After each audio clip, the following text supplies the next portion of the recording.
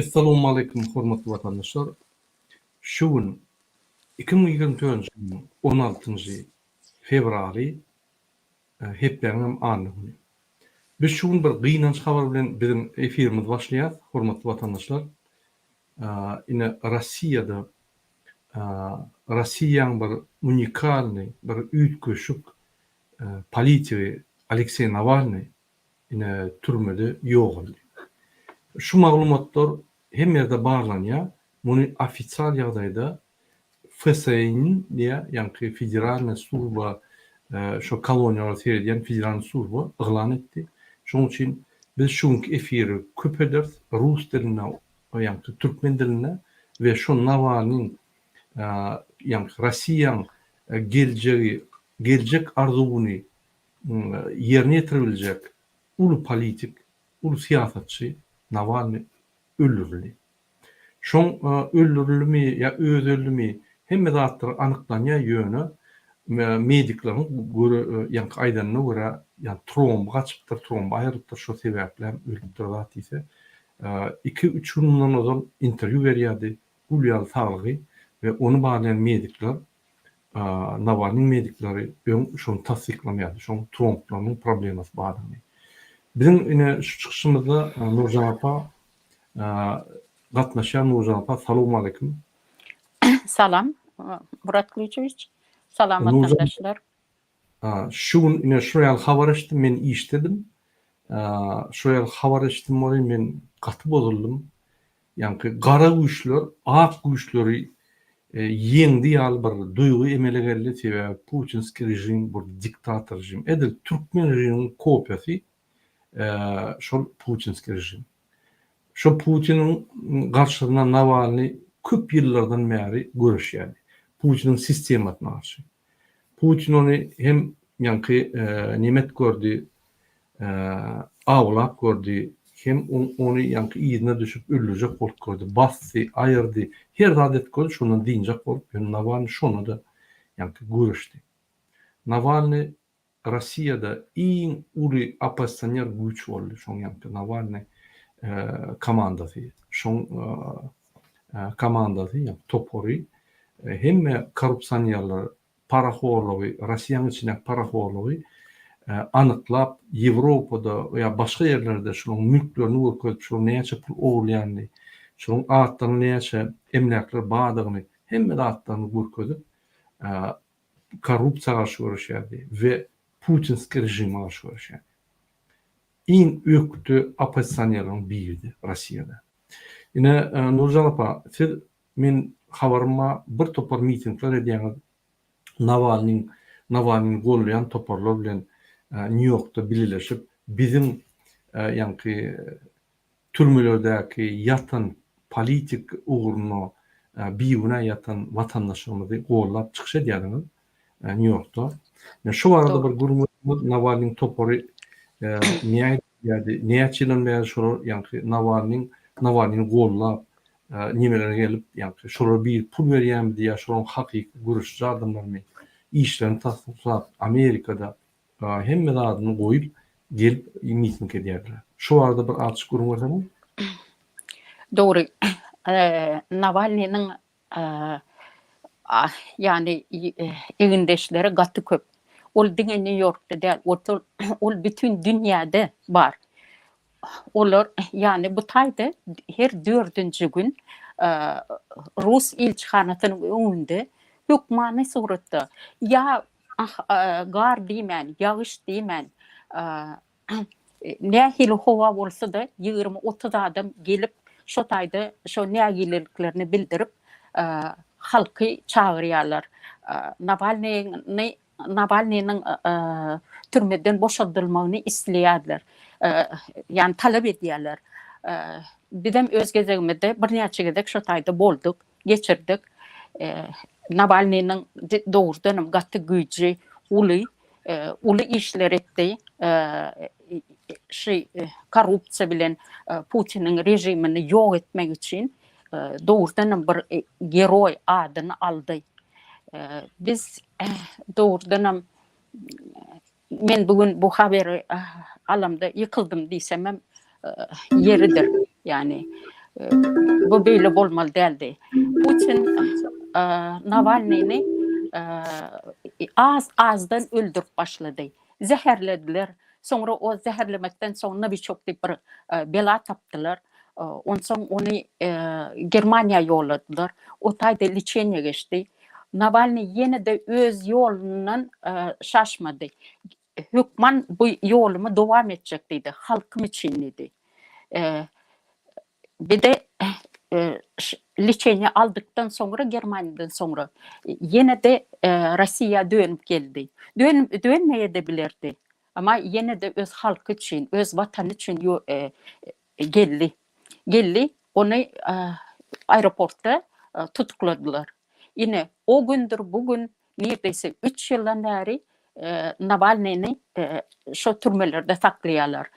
Vladimir'de türmede en son gedek 297 gedek sizo bastılar adamı. Yani sizon yağdayını bence ayda oturmalı değil. Adamlar bu bilyendir. Yani başından geçirmeselerim şunu bilyendir. İnnem olsa zapalar edip bir sutkada 2-3-4 saat yani yağtılık oluyor. Galanı hem her zaman otaya giyici oluyor. İşte edip anha Navalny'nin az neme bolsa da bir şeyle ölümüne sebep oldular. Bu bugünkü ya da dünkü bolan da deyip men fikir edem o. Onu yavaş yavaş öldürdüler.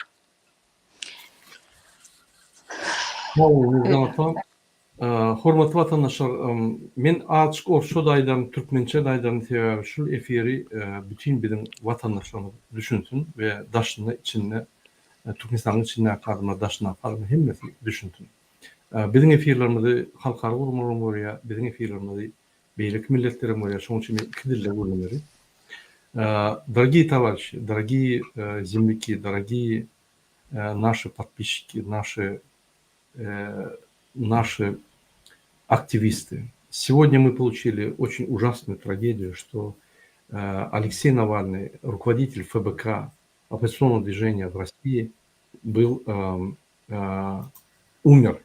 И этот человек на протяжении последних несколько лет, больше 10 лет, боролся за справедливость, за конституционные права своих граждан России, за разоблачение коррупционеров, за смену этого режима. Его и травили, и преследовали, и сажали. И последний раз он, несмотря на это, приехал в Россию, и его по сфабрикованным делам посадили. Вот вчера или позавчера суд был, 19 лет дали. Перевезли уже в колонию на отсидку. Я сейчас покажу несколько кадров, но я хотел бы немного сказать о Навальном. Это уникальный политик, который смог организовать по всей России свои движения, свои офисы, и против него Путин боролся очень сильно. ОМОНы приходили, закрывали, все равно люди держались за ФБК, поддерживали, финансировали, и они боролись действительно с этим режимом. Я сейчас покажу несколько кадров об этой истории, и я расскажу вам покажу несколько информации, и мы детально поговорим об этом. Ахмед Апарова, биз эштегенби? К нам присоединился Ахмед Апарова. Sizin yankı kameranız görünen o. Yankı suratınız görünen. Görünmeli, öze açığa doğru kamera. Terden girip terden nemet görün. Mümkün şonda olur. Давайте я вам покажу, что творится на масс-медийной площадке, что происходит, чтобы вы себе отдавали отчет реально, что происходит, какая есть информация о Навальном, как власть реагирует на это, как весь мир реагирует на это. Давайте посмотрим.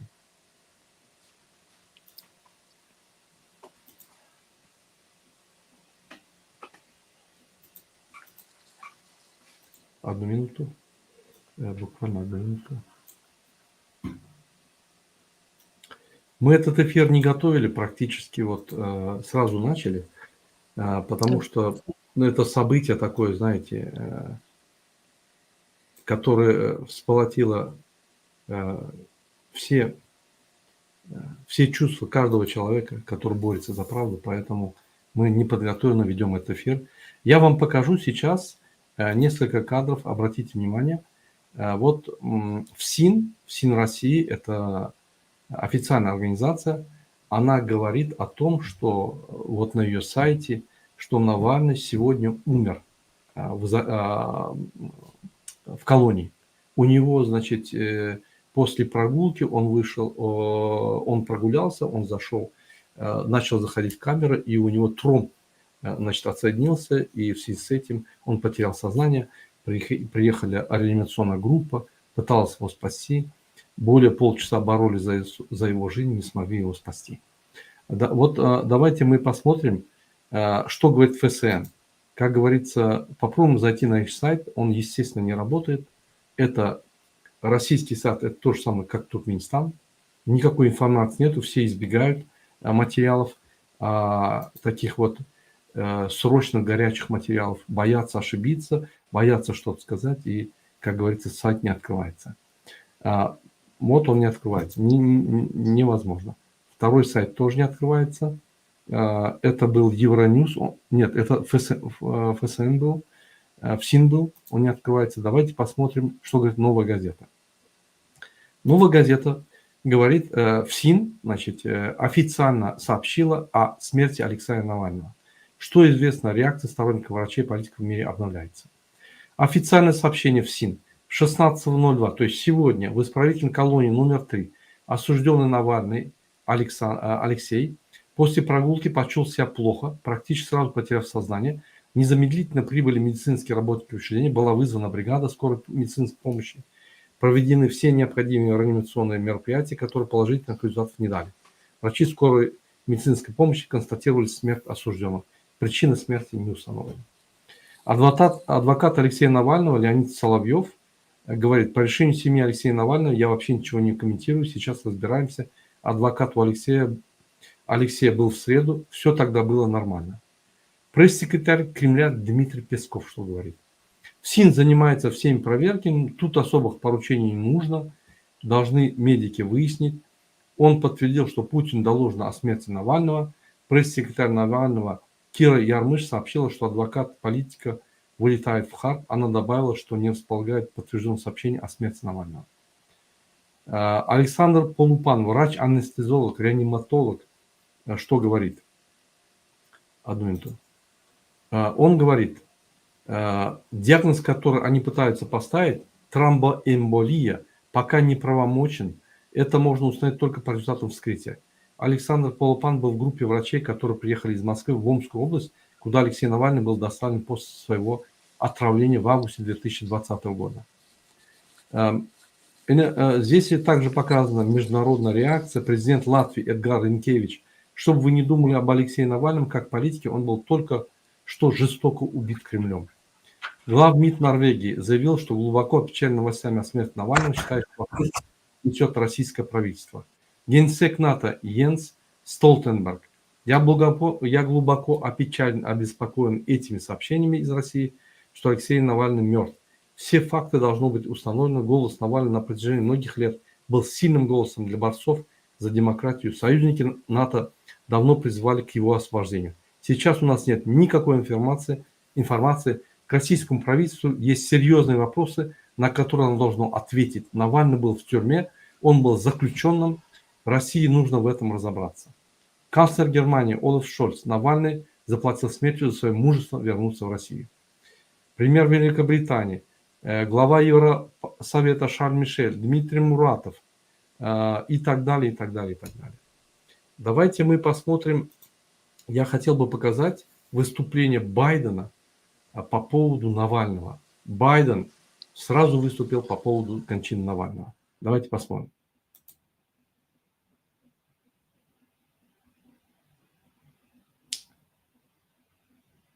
Я прошу прощения, это не то видео.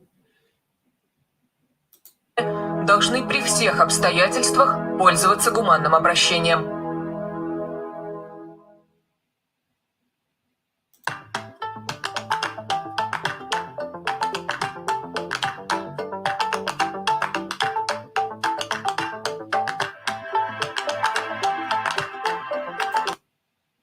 Алексей на моем месте. И я уверена, стоит ли мне... Вот эта жена Навального, она является в Мюнхене на заседании Совета Безопасности, и она услышала эту новость. Никто еще не подтвердил из ее родственников, что Навальный умер. Просто сообщение на официальном сайте ФСИН. Она разбирается, и поэтому попросила своих родственников и всех остальных не выступать по этому поводу. Вот что она говорит. Давайте послушаем. Выйти сюда или сразу лететь к моим детям. Но потом я подумала, что бы сделал Алексей на моем месте. И я уверена, что он бы был здесь. Он был бы на этой сцене. Я не знаю, верите или нет тем новостям, ужасным новостям, которые мы получаем только из государственных источников в России. Потому что долгие годы, и вы все это знаете, мы не можем верить Путину и путинскому правительству. Они всегда лгут. Но если это правда, я хочу, чтобы Путин, все его окружение, путинские друзья, его правительство знали, что они понесут за то, что они сделали с нашей страной, с моей семьей и с моим мужем ответственность. И этот день наступит очень скоро. Здесь нам очень хочется напомнить, что Алексей Навальный часто писал о... Вот это было выступление жены Алексея Навального на Совете Безопасности. Давайте посмотрим следующее видео. Я бы хотел вам показать. Я бы хотел вам показать небольшой очерк его деятельности, который подтверждает, что он был близко с народом, он работал для народа, что его народ поддерживал. Давайте посмотрим. Минуты вспомним яркие моменты, которые приносил нам Алексей Навальный.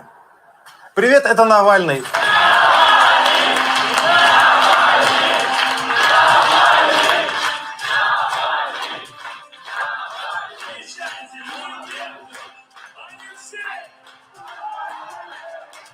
Как вы считаете, можно ли запретить любовь? Можно ли в России запретить любовь? Могут ли графологи запретить любовь? Могут ли рабочие группы запретить любовь? Мы собрались здесь ради любви и закона.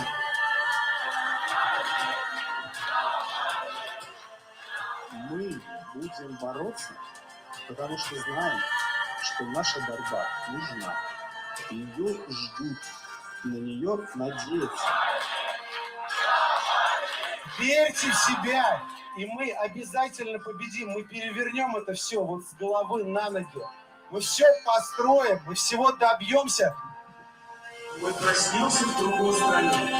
А потом шаг за шагом мы будем идти, пока при нашей жизни, чтобы мы не стена написать. Мы не хотим. У нас в России так хорошо. Добьемся этого. Спасибо, ребята. Спасибо огромное за помощь. Вы огромная сила.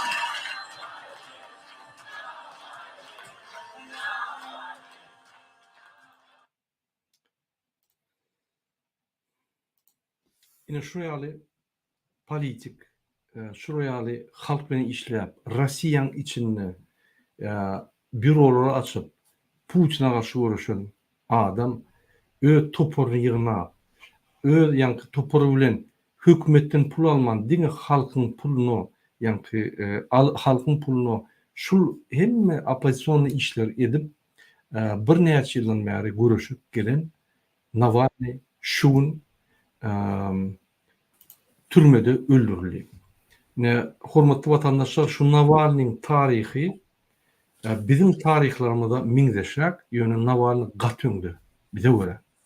Yine şu tarihi dine Rusya'da değil, Kazakistan'da da, Özbekistan'da da, Kırgızistan'da da, Türkmenistan'da da ve bileki Belarusya'da da şuraya tarihler oluyor.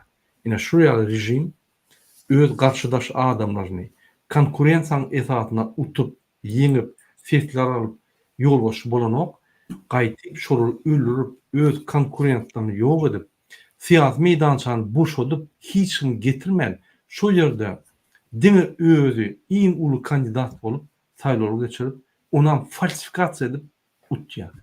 Ine şonuň üçin şular diktatorlar, adatlygy garşy adamlar, adatlygy ýok edýän adam, adatlyk baýdagyny alyp öňe giden adamlar garşy bolýan rejim diýilýär şu. Akil apara hoş geldiňiz. Biz şu bir ýa-ni efir edýäs, gaty çalt ýagdaýda şol efir gurmadyk. Bizim halkymyza şol Rossiýada iň uly bolan siyasi strategiýany tragediýany bir beýan etjek bolup şol efiri açdyk. Şuň bir gynanç habarlyk Navalny barada. Sizden bir söz aýtsaňyz şu Navalnyň taryhy boýunça Navalnyň ýa-ni dürüjçiligi näme täsir etdi öňkü Sowet döwletleriniň arasynda we dünýäde ve Navalnyň ölümi näme getirdi Rossiýany, haýsy noktada getirdi. Şu arada bir bize gurulma berseňiz. Salam Murat, salam Nurcan, salam kadırlı illeşler. Bugün doğrudan bir katı ağır gün, katı ayrılığın şun. Sebebi Alexey Navalny ençem yıllardan beri diňe bir Orfiýetin opozisiýasy üçin, Orfiýet demokratik protest hereketi üçin näle ähli öňkü post-Sowet ýurtlary üçin köpümiz üçin bir görünli boldy. Sebebi ol işi urnamagy başardy. Orfiýetde mümkinçilik bardy. Mysal üçin onun 5 ýyl, 7 ýyl Navalny öz komandasy bilen FPK diýerler onu. Şol neme bilen ýanky görüşe başlanmadyna, korrupsiýa garşysyna Orfiýetiň gaty köp şäherlerine, ýalňyşmasam şu 70 şäherden gowrak mukadiýanna öz ştablaryny açyp bildiler. Ştablaryny açyp şol ýerde iň öňde barjy, iň okuly, bilimli, iň ýürekli, batyr adamlar, ýaşlar, aýratynam ýaşlar ýygnap şeýle gurumaçylykly işi ýola goýmaň hötdetinden geldi Navalny. Şoň başynda duran dowurdan bir adam Navalny, Alexey Navalny.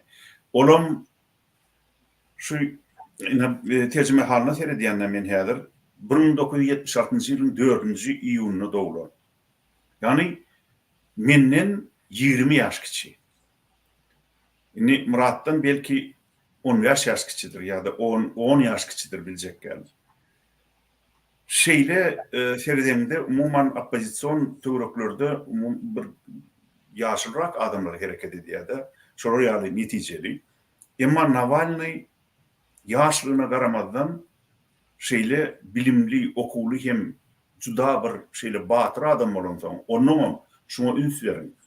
Ol görüşe başlanma Orfiýetde intek legal görüş alyp barmak mümkinçiligi Türkmenistan ya Özbekistan ýaly ýurtlar bilen deňende ol ýer bilen gök ýaly tapawy edýärdi. Ol döwürlerde sen nimäni görüş partiýaň ýa bolmasa jemgyýetçilik toparyň adyny, etçi işlerini bellep, on programmasyny, düzgünlamasyny ýazyp Türkmenimede, Russiýada, Russiýa Federasiýasynda, Orfiýetde onu hasaba aldyrmak mümkinmi?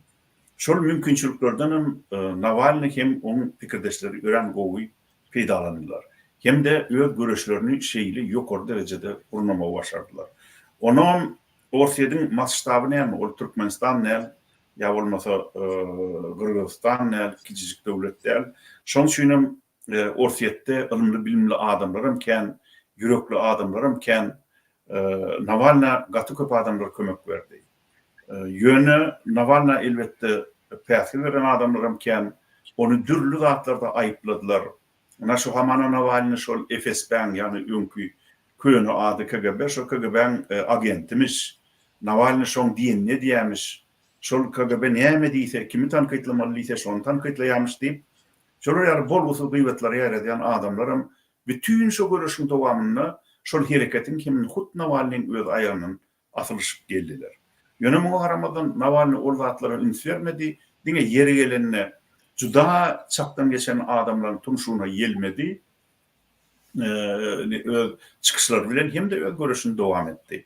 Ýöne birden kada ynha 20 Ağustosda 2020 ýylyň 20 Ağustosyny onu nimetdiler. Zäherlediler. Onun ol zäherlerini de ýanky şol Navalny öz pikirdeşleri bilen, öz topary bilen Sibir'e nimäge gidenler. Şo korrupsiýa boýunça inniki gepleşigi taýýarlamak üçin material toplamaga gidenler. Şoň ýylyny ýyllap Moskwadan ýürüýte bir topar uçýa. Şonuň şol ýerde zäherlemek üçin Novichok diýip bir erwet zäher bar. Ol zäher adamyny şol nämeden ölenini bildirmän öldürjek bolanlarna şonuna ulanýarlar. Şol zäher birinji ýerde Türkmenistanyň ulanýar. Şunu köp adamlar bilýän näler. İlkinji ýerde şol Novichok Türkmenistanyň ulanýar. Men geljekde Erkin Türkmenistan radiosynyň gepleşikleriniň birine şol Novichok'un Türkmenistanyň ulanýyşy kimin garşyna ulanýandygy barada ýürüýte bir gepleşik etmekçi. Ýöne häzir öňünden şonu aýdyp goýýan. Şol Novichok'u ulanyp Navalnyny zäherlenlerine Navalnyň bir ölmen galmak üçin ýardam eden bir zat bar. Olum şu Omskda uçor düşürýärler, samolyoty düşürýärler, ne bir içinde uçup barýan ýolçularyň biri özüni erwet duýýady. Onuň şo gyýgyryp buraya da çydaman. Şonu özüni ýitirmäke aýdýa bir ksan ýanyna da oň pikirdeşleri otur. Onu şu Omskda samolyoty düşürýärler de şo taýda göz göni nime sürýärler, keselhana. O keselhanada da insaply wraçlar gabat gelýär muny buna kömek edip başlaýarlar. Ýogsam ol ölmeli eken, onu öldürmek üçin edilen ol zäher.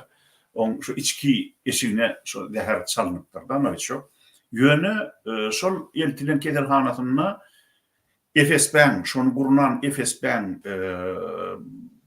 ýani Türkmenistanyň emhemi de şol Efesben gurunan zäherlenmesini hem de şoňa berilen buýrugy şu keselhana berip ýetişmendirler. Hiç gaýsy şu Efesben adamlarynyň, döwletiň adamlarynyň şu samolyotyň ýorlu Omskda düşürilýäni bilmendir. Şolam Navalnyň diri almana sebäp boldy. Ýani oňa ilkinji şol zäherin garşysyna berilen kömekler berilýär şeýdibem Navalny ölmeli hali. Onu şu taýda ilkinji kömek berilenden soň 17 ýanwarda 2021 ýylyň 17 ýanwaryna onu Germaniýa alyp gitdiler. Germaniýanyň bir belli juda bir belli nemesi var. Charité diýip bir kedirhanasy var. Ol dünýä boýunça ýani halkara derecede belli bir güýçlü kedirhana institut. Ýani şoňa eltip olan hut Merkel'in öz ýüz tutmagy bilen hemen Finlandiýanyň prezidenti ýani Putin'i ýüz tutmagy bilen oňa diýişlerini gysyp ruhsat bermeli bolýarlar. Ýani Navalnyny Germaniýaga gidip şo taýda bejermek üçin. Onu da ol orsiýetiň oňa ruhsat bermegi şondan soň Navalny inni adam bolmaz, ýa öler, ölmese de gepläp bilmez, lal bolar, ýa bolmasa bir ysmaz bolar diýip şeýle anam bilen oňa ruhsat berýärler akitmäge daşar ýurda. Ýöne Navalny özü bir ýaşa bolan hemen bir içip çekip ýörmedik, bir sport bilen meşgullanyp beren oglan bolan soň şo bedeni güýçli bolup, şolar ýaly agyr zäherlenmeden ol gutulup çykyp şo krizisten özüm iş ukuýuny saklap çykýar. Maýyp büjürüp bolanok.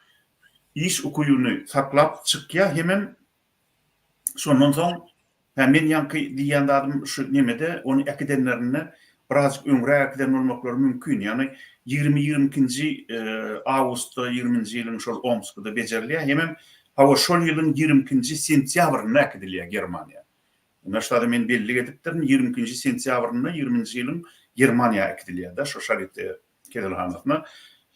Ondan soň ol ödüne gelen soň onun ýanky rehabilitasiýa diýip bir zat bar da dikeldiş mökleti deyip. Şonu yine de öýdi şu allygyny çykyp gedilenje edip, maşk edip, ähli etmeli işleri edip, seýdip sagalyp, doğru 100% deyip bolmady ýöne ýem belli bir derejede sagalyp inni öňüne şeýle mesele durýar-da şo wagt.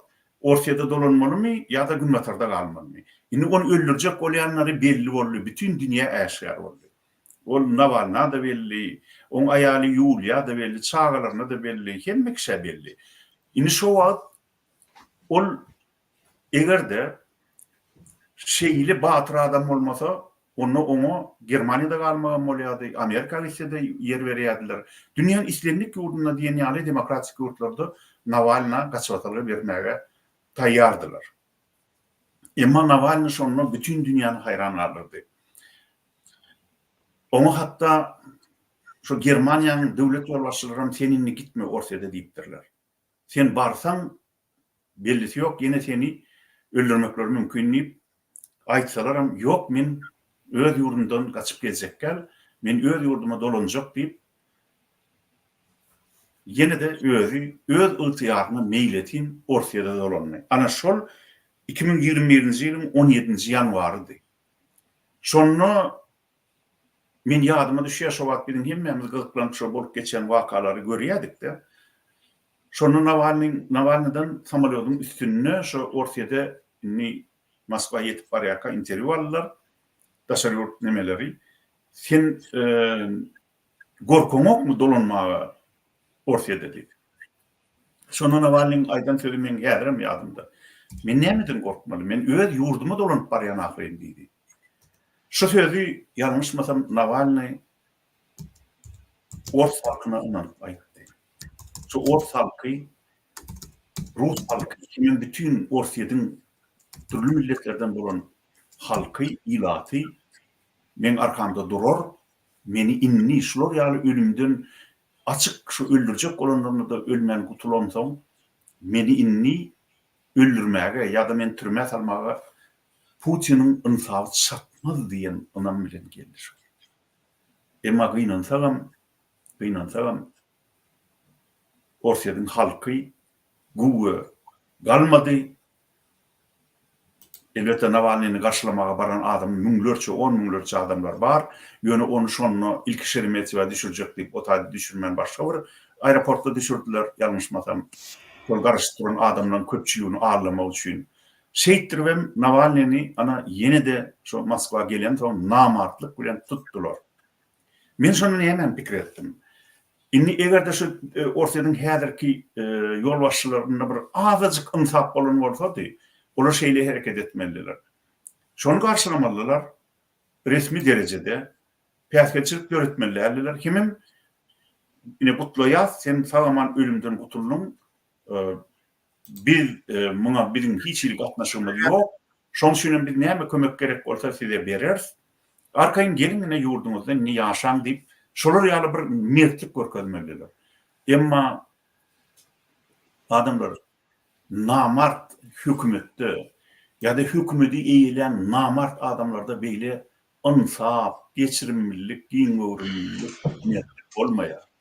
Şoň üçin ölümden zordan sapıp gelen bir Hudaý tarapyn şol ölümden gutulan Aleksey Navalnyny eýem şol ýylyň 2 fevralyna 2021-nji ýylyň 2 fevralyna täzeden suud edip ýene de şoňa ýyl kesip bir haýalyk bilen türme saldylar. Şu iş bolup geçende men Orsiýetdäki hökümetiň Türkmenistanyň şu Niýazowyň başystik hökümetinden hiç iltipatyny ýokdugyny gördüm. Sebäbi men Niýazow bilen mysal üçin ýöne bir ýüzüre bir deňeşdirme getirjek bolýar. Sowet döwründe türkmeniň mertebesi üçin, türkmeniň dilini döwlet dil etmek üçin, türkmen çağalaryny hem enelerini köpçülikden ölümden halat etmek üçin göz şoň kabinetinde de çakmışdym. Niýazow Moskwa gelende 89-88-nji ýylda Moskwada da çakmışdym. 89-njy ýylyň 24-nji aprelinde ýene de Moskwada çakmışdym Niýazow bilen. Şu türkmeni palta salgyndan halat edin, bir gırlyk gutorýa bilen çağalanmaz inilenmedi. Şu gördüm men nähili açyk göreşýändigimi. Emma haçan SSR ýykylandan soň Men şeyle pikir edipdim. Nurverdi Nur Mehmedi, Meni, Mehmet Sehedi, Meret Nur Muhammedi, Amanrat Garani, Mummu Agani, Yoşun Agani, beyleki bizim şu Ağdıryalı Halk Hareketi'nin yol başlarını çağırıp adamlar. Nani eteter yıkıllı. Bizim azat olup, öz başımda devlet kurmalı. Men sizin Sovet dövründe ne hili Türkmen için şeyle batırgay, mertlik bilen görüşenliğinizi gördüm.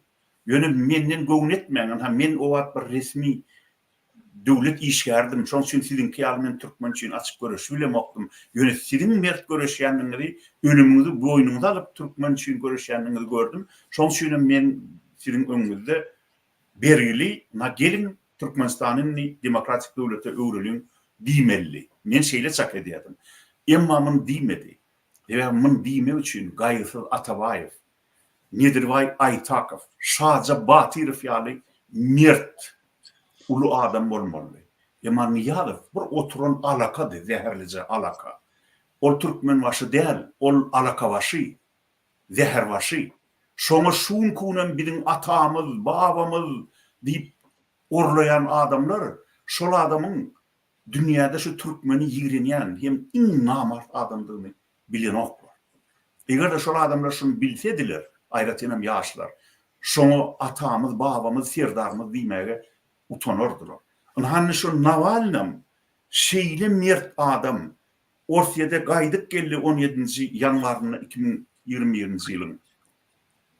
Şoňa sonra verenlerine de men aýtdym, siz gorkoňyz okmy, ýene de ýydyňyza gelýäňiz, ýene siz tutup türmä salarlar, öldürürler öýdüňiz okmy diýende, men näme gorkmar, men öz ýurduma gelýän ahyryn diýdi. Şolar ýaly mert adamyny Orsiýadyň hökümeti ýene tutup türmä saldy. Onha indi bunun bir şeyle aýrylan çawarandy. Aleksey Navalny Palyar çylygyndan aňyrdaky türme ekidilip dekabrın başynda gizlin, hatta şol Moskwan goloýunak türmeden ekidip Palyar nemesiliýada töwerewi. Şo Palyar töwerewinden aňryk geçirilip gaty erwet, günsüz, howasy erwet, atmosferasy erwet ýerde saklanyp bugün kunamın ha duydansız yerden wagtilen ýaly öldürdüler, ýaýratdylar. Oňa ne ýanymrat aýdyp berdi Rusça diýen zady näme şol türme sistematynyň häzir Orsiýadyň türme sistematynyň. Haman Navalny şuň ýerlen gedelenje çykanmyş gün ortanlar, gedelenje çykarýarlar türmeň howlusyny. Onuň şu gedelenje edipdirde ýydyna girmeli olana ýa-da şu gedelen suwatynda birden öýdüň erwet duýanmyş. Onun ýanky atarvalsa tromp diye de borçlar. Yani şol gan damarlarının içine bir gan lağtalanması emele gelip şolam onun ölümüne sebep olunmuş. Adamlar şunu anlamak mümkün mi? Ne için? Elbette men vraç değil, yöne menim medisinadan gat köp zady okan adamda. Şol tromp diýilen zat yağlı yüzlüğünü köp yiyen, hemem yiyip içip kendi hareket etmeyen adamlarda köp bolýar. Navalny sporta ýykyn edýän, şeýle sportiv bedenini adam, şeýle bir sagdyny adam, ýaş. Onu sözünde içen ok, çeken ok. Ol şeýle bir özüni sagdyn alyp barýan adam, sagdyn ýaşaş obrazyny alyp barýan adam. Onu sözünde Orsiýadyň türmelerinde de edil Türkmenistan türmelerindäki ýaly adamlara iwaly nahar beren oklar. O yağ zat yok o naharda. Ol Orsiýadyň türmelerindäki oturup çıkan adamlaryň aýtmagyna görä şo nahar goýulyp berilen jamy, tawagy ýa tarelkany soğuk suwun aşagyna kyranda tutsaňam diýene ýuwulyp gidýär. Hiç ýyly ýağ ýüz galan ok. Onuň nädip Navalny eýem şunça watlap tas 3 ýyl türmede oturan soň nireden onu gan damaryna tromp derýär. O tromp diýilen zat ýan kaýdysym ýaly ýağly ýüzüne haryp kendi hereket etmen ýaşyla ýaşaýyş obrazyny ýalta ýaşaýyş obrazyny alyp barýan adamlarda köp duşýar. Şoň üçin bu Bilen ağzı var. Bir de bir zady görkezdi. Bir de bir zady görkezdi. Görüş ağır. Egerde kim öz halkyna azatlyk getirmek ansatdyr. Ansat görüşdürüydüm. Şoňa geljek bolsa gowsy gelmeler. Bu görüş gaty ağır. Bu görüş Ejesöwünün kakas kowanyň görüşi däl. Bu görüş hakyky mert adamlaryň görüşi. Oňluk uşak alaka aljak adamlaryň 5 gün görüşip soňam hol hine girip gidýän töwrek taşyna tökme datyp olar ýaly adamlaryň görüşi däldi. Bu gaty ulukçul hem mert adamlaryň görüşi. Şoň üçin Aleksey Navalnyň görkeden görüllesi bütün Rus halkyna da öňkü postsovet ýurtlarynyň halklaryna da uly görülle bolup biler. Onun bir gerek soraýarlar da birden siz öldüräýseler näme aýdyp biljeksin öňüne? Bir aýdaýyn bollanyň. Bir zat Men videosunu okudum. Aýdyp durma, men o videosunu okujak bolýan. Hawa, inhanne men şonu öňünden aýdaýyn, bu düşünürler ýaly. Rus diline şey diýär-de, eger meni öldüräýseler diýär, men ýekeje aýtjakladym ma halkymyza diýär. Elinizi galdyrmaň. Görüşden soğuşmaň. Dine görüşüm diýär. Ana adamlar men şeýle mert, şeýle ägirt türkmenler aýtmyşlaryň är kişi Aleksey Navalny barada oň ömrü hem biýajal ölüm hakynda aýtjaklatlamışlar. Eger uzak gurlanmadan başlan. Sağ olun, afiyet olsun. Pikiriniz üçin ine Muhammed ağa efire geldi. Salamu aleykum Muhammed ağa. Men size häzir söz berjek. Ýöne bir kısan videony görkezin, şu afiyet olsun diýen zatlaryny tasdiklar ýaly. Bir jemant.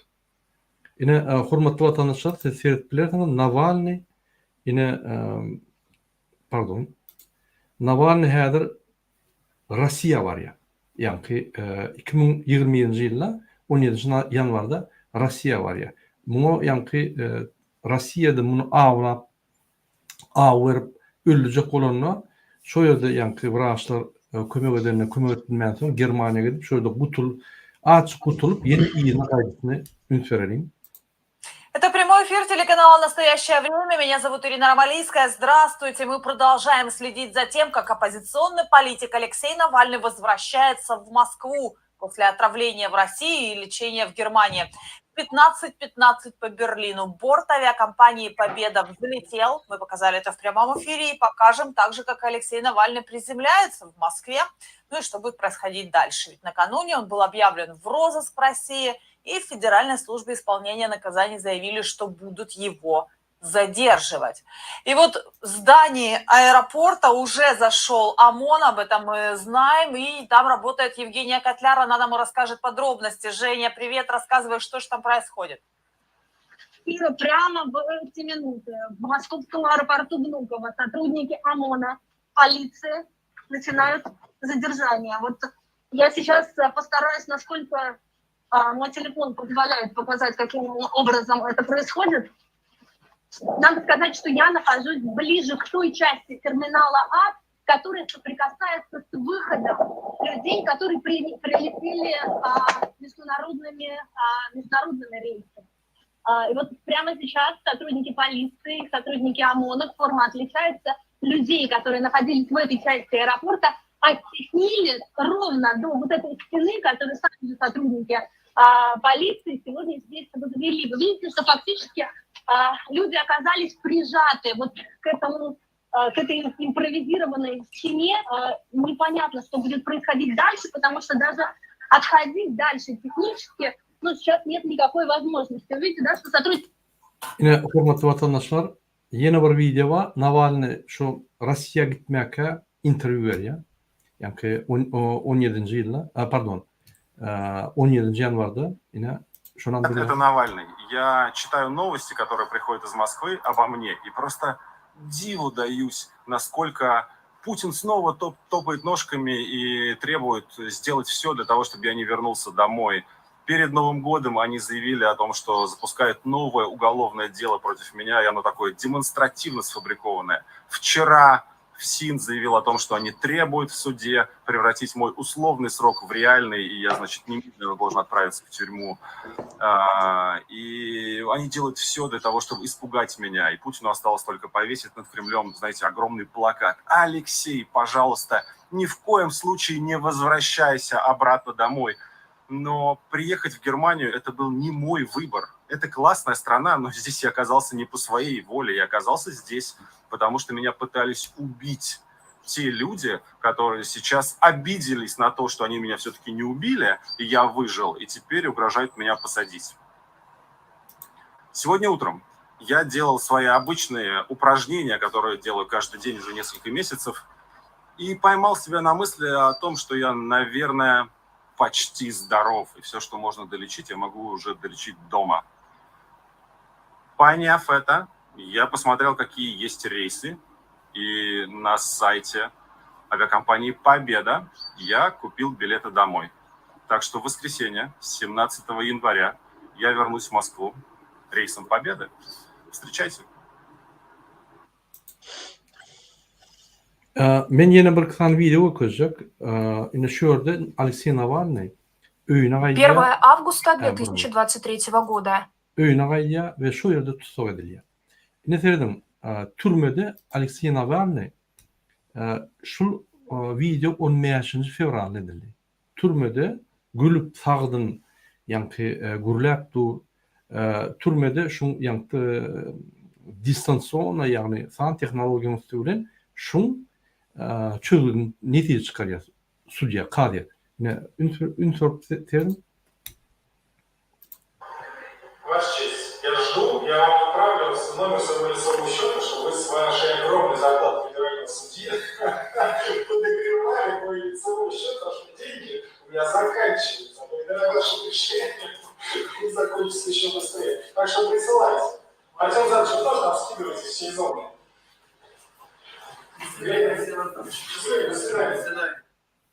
Ne hormatly vatandaşlar, dünkü video, dün sagdyn şul adam nime dip dur, şunem biz habararlyk şul adam ýa-ni öldü dip. Ýene men bir video okujak bolýan, gaty wajyp şu video. Ýene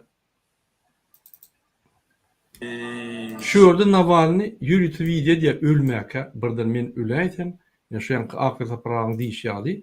Birden men öläýsem, ýa-ni mesaj öýtdi şul adam. Bilýän muny ahir öldürürler. Ýa-ni ýürütü halka mesaj öýtdi. Ünsürüm.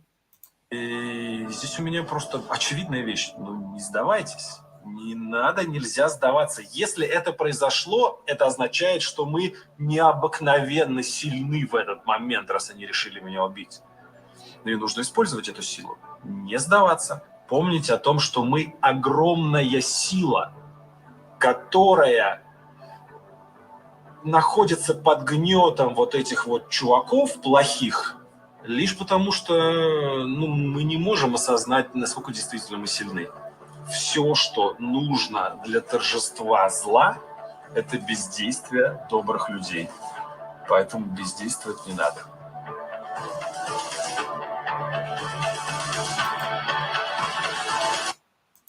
Yine hormatly vatandaşlar, şul kejik videoları men size ýürütip okudum. Gahrman adam, hususy edermenligini görkezen siyasatda, köp edermenlik görkezen, içinde uğraşan adam, içini öldürecek olup, daşını gidip, yine de men öz vatanıma gidip gidecek diyen adam derru tutulup, yani türme salınıp öldürülü. Yine şu ýaly Alexey Navalny. Indi men sözi Muhammed Ağa verecek. Muhammed Ağa, hoş geldiniz. Baştan açık vaktini çektik. Yine şun biz Russiýadan habar aldık, şu ýaly habar geldi. Alexey Navalny türmede öldürülü. Men edil dünkü videonu okudum, sağ aman, yani suudun içinde distansiýonla suud geçip dur, jogap berýär gülýär. Şunem bolsa tromby gopdy, yani bu ýagdaý agyr öldü diýip yani habar gelýär. Sizden bir komentar bersen şul gelen habarlara Muhammed Ağa, salam aleykum. Assalamualaikum para Nurcan, salam Murat. Yang gelen haber şunki bütün dünyaya ören ervet haber. Birinciden Orta halkına, son Orta Asya'daki yaşayan halka o bütün dünya bir ulu yitki.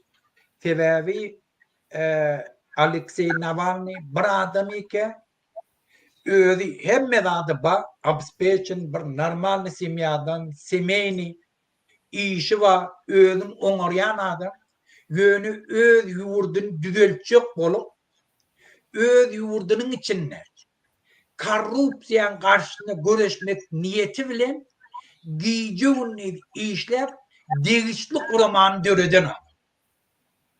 Navalnyň hereketine beýleki dünyadaki hareketlerden tapawutlykda isklучительni birinci korrupsiýa karşı göreşmeklik, ikinci kanuny ýolla bilen göreşmeklik, üçüncü halktan korkyny ayırmaklyk. Dördüncüden arasda öz watany üçin etmeklik. Navalny şu svoýswaly bilen, şu häsiýetli bilen beýleklerden tapawutlanýar. Navalny näme etýänini, näme boljagyny öňünden bilýän, şoňa razy bolup, öz watanyny ütgetjek bolup, şoňa gerekli gymmatlyklary bermäge razy bolup, şu ýola düşen adam. Şol üçin hem Orsiýadyň korrupsionerleri, bu şoň başlygynda Putin Navalny'den ören korkýardy. Ýanky zatlar üçin. Şol üçin muňa agent dip başladylar. Muny her näetdirip biabra etjek boldular. Bolmady. Bir kanun ýollary itiklejek boldular. Bir kanun ýolly bilen hereket etsin, ozaň şunu tutoýly. Olam bolmady. Gizlin ýok etjek boldular, bildirmädi. Olam bolmady. Innem ahyrda çäresiz şun güýjünden korkup türmäe salyp türmäň içinde öldürdiler. Inni otada nähili öldü, öz ajalyny öldürmek. Olam hiç tapawut ýok. Sebebi türme salynan adamyň jogapkärçiligi şonu türmäe salýan adam. Ona hiç ille apravdaniye yok. Alexey Navalny'ni Orsiýadyň içinde müňlerçe adam öldüren, çağalar zorlar, garra adamları öldüren, milyardlap pullara ogurlan adamlar arkaýyn türmelerde ýaşap, häzir uruşa gitýär diýip dabrovolny bolup gidip 6 aýdan türmeden boşadylýar. Göne Alexey Navalny'ni hiç günah tapmany bir derek yönkeleme bilen türmäe basyp, olam türmäň en dünýäň çetinläki ýere uğratmaklary diňe erbet niýetliklerinden gelip çykýar. Ýani Navalny'dan korkanlar üçin. Şol üçin islenlik korrupsiýa baş goşýan adamlar kimden korkýar?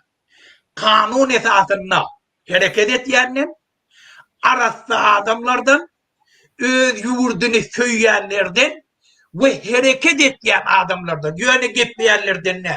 Navalnyň tapawutlandyrýan urumatçylykly korrupsiýa karşı göreş başlady. Ýörüýde bir topor döretdi. Ýurduň içinde nerede kim näme ogurlasa, şolary bütün dünýä jar edip başlady. Sebebi bir ýurduň içinde halkın malyny göz dikýän ýol başçylar ola ýurduny bulaşyklyğa getirýär. Ýurduny katastrofa getirýär. Ýurduny grajdanski uruşa getirýär. Ola dünýäde bütün dünýä jemgyýetçiligine bela bolýarlar. Putiniň bolşýar. Şol üçin Navalnyň tapawuty şundadyr. Şol üçin şu bolan waka uly yitki Ort halkyna ve bütün dünýä. Indi şundan almaly tejribe ne? Vatandaşlar, bizim näçe ýylyň dowamynda halkyň ýüreginden korkyny aýyrmak üçin uly hereketler etdik. Bir topor bizim halkymyzyň ýaş oglanlary öňe çykdy. Bular bir topor öz etýän işiniň важныlygyny, ähmiýetini bilmäni bir derek bir topor Gepgirrunlara gidip bir bilen uruşturup başladılar. Ahan Navalny'nin hadisesi bir zady şunun hemmesine subut etdi. Sizin etýän işiniz uly sebäbi korrupsiýa karşı göreşdiňiz. Korrupsiýonlara karşı göreşdiňiz. Ýurdy talap oturan adamlara karşı göreşdiňiz. Siz kanun esasında göreşdiňiz. Şol üçin hem ýurdy talap oturan adamlar sizin hemmeňizin kanyňyza teşnedir. Sizi her yol bilen ayırjak bolýar. Diňe ayırmak bilen kanatlandyrmaýanly da sizin kanyňyz eşjek bolýar. Şol üçin bizim aktivistlerimiz şunu bilsin. Kimde kim şuun kun öňe çykyp kanun esasında öz hakkını talep ederler. Korrupsiýonlara karşı göreşerler. Bilin, kankorlar sizin kanınıza teşnedir. Olan Navalnyň hikayesi. Şol için biz korrupsiýa karşı göreşdik. Yani ýurdymyzy talayan adamlardan ayırýar. Ýurdymyzy arasylaşdyrýar. Ýurdymyzda geljekki kan döküşlikden öňüne alýar. Ýurdymyzyň ösmägine ýol açýar. Şol için bu göreş ulu göreşdir. Bütün dünyada hemme halkın bäfidem şundan ibaret. Bir ýurdun içinde korrupsiýa bolmasın. Korrupsiýa bolmasa da kanunçylyk ornaşsa şo ýurtda parahatçylyk bolýar, şo ýurtda ösüş bolýar, şo ýurtda halk kanun esasında ýaşap, asuda ýaşap ösüp bilýär. Şol için hemme kişi peýda bolýar. Şol için men kän gepläp oturmaýmyra da sag bol. Nimäni goýanyňyz üçin. Bolýar. Sag bolun Muhammed ağa, hormatly watandaşlar, men ýeni bir ýatladýan öz edermenden, hususy edermenden görkezden unikal siýasatçy Aleksey Navalny Russiýanyň içinde bir topor gurumlar açyp, ýani her vilayatlarda, her etraplarda, her şäherlerde ýürüýte öz bürolaryny açyp, Putin rejimine garşy görüşüp we korrupsiýaga garşy görüşüp, halkyň ulawraýyny alan Aleksey Navalny şu 16 fevralda türmede öldü. Onu öldürmediler biz tasdiklap bilecekka ýöne gelýän materiallar göre ol öldürildi. Gelin şu pursat boýunça Biden çıkış etdi Aleksey Navalnyň ýagdaýy boýunça. Gelin dinläliň, demokratiýany bütün dünýäde golýan we demokratiýa üçin berip durýan Amerikan prezidenti, gelin şunu dinläliň, näme diýär şunu Biden'ın ölümü boýunça. 14, ну то есть они подождали фактически полдня, больше, чем полдня. Уже есть речь Байдена, которую он произносит с переводом. Давайте, пожалуйста, включим ее. Зная, что его посадят в тюрьму и даже убьют, он продолжал свою работу, но это сделал все равно, потому что он верил глубоко в сердце, глубоко верил в свою страну, в Россию. И сообщение о смерти, я не знаю, что это правда или нет, но, вероятно, правда. Они, конечно, российских властей своя версия, но будьте уверены, что Путин ответственен за смерть Навального. Путин отвечает за это. То, что произошло с Навальным, это еще одно доказательство о жестокости Путина и его режима. И нигде в мире, нигде в России Путин, он преследует своих граждан и даже граждан других стран. Посмотрите, что происходит в Украине. Он совершает ужасные преступления против своего народа. И сейчас все люди во всем мире, не только в России, скорбят по поводу смерти Навального. Это был храбрый человек, принципиальный человек. Он был привержен целям построения правового государства в России. Навальный считал и верил в такую Россию. Он знал, что за это следует бороться и, очевидно, даже умереть за это. Эта трагедия напоминает нам о том, что стоит на кону. Это нам необходимо продолжать финансировать Украину, чтобы Украина могла защитить себя от ужасной жестокой агрессии Путина, от его преступлений. И Сенат, обе партии в Сенате большинством голосов проголосовали за этот законопроект, и история наблюдает за тем, что мы делаем. История наблюдает за платой представителей. И если мы не сможем обеспечить защиту Украины, поддержать Украину в этот критический момент, история не забудет этого. И это войдет в историю, это будет иметь огромные последствия. Время идет, часы тикают, нужно действовать сейчас же, и нужно понимать, что мы имеем дело с Путиным. Все мы должны, конечно, отказаться от ужасных заявлений, которые были сделаны предыдущим президентом, который сказал, что если союзники не будут платить за это, то тогда он позволит России делать все, что угодно. Пускай Россия делает все, что угодно.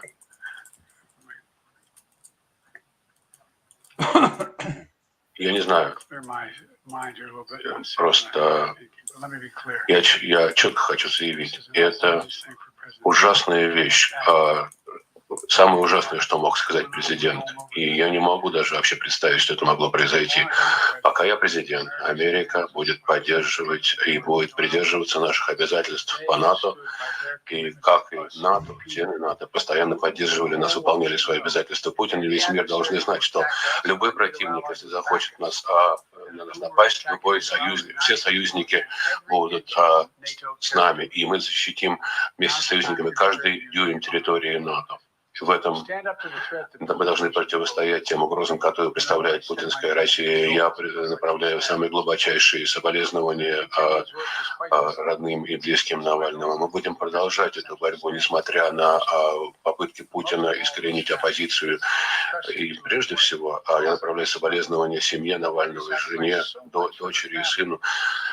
И он принес свою жертву во имя лучшего будущего России. И я говорю, благослови Бог Алексея Навального, его храбрость не будет забыта. И я уверен, что это не будет единственным примером того, что происходит. И спасибо, я отвечу на пару вопросов. Это было убийство?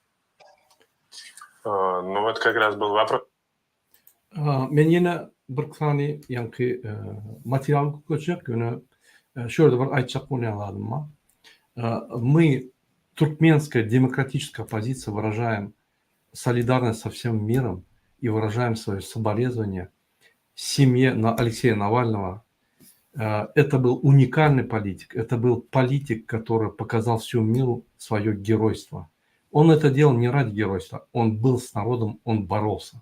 Он боролся против путинского режима. Он боролся против коррупции, против бесправия и был всегда за справедливость. Очень много людей сейчас скорбят о Навальном. Давайте посмотрим несколько кадров. Я хотел бы показать их, как в России в первые же часы народ скорбит о Навальном. Давайте посмотрим. Yine hormatly vatandaşlar, Rossiyada Navalny barada habar geldi, mon adamlar öldürüp stihine üç başladılar. Hiç kim bunu çağırmadı. Gelin, kalın, mesela garanti veriyen eyle beyle zat kurum yok.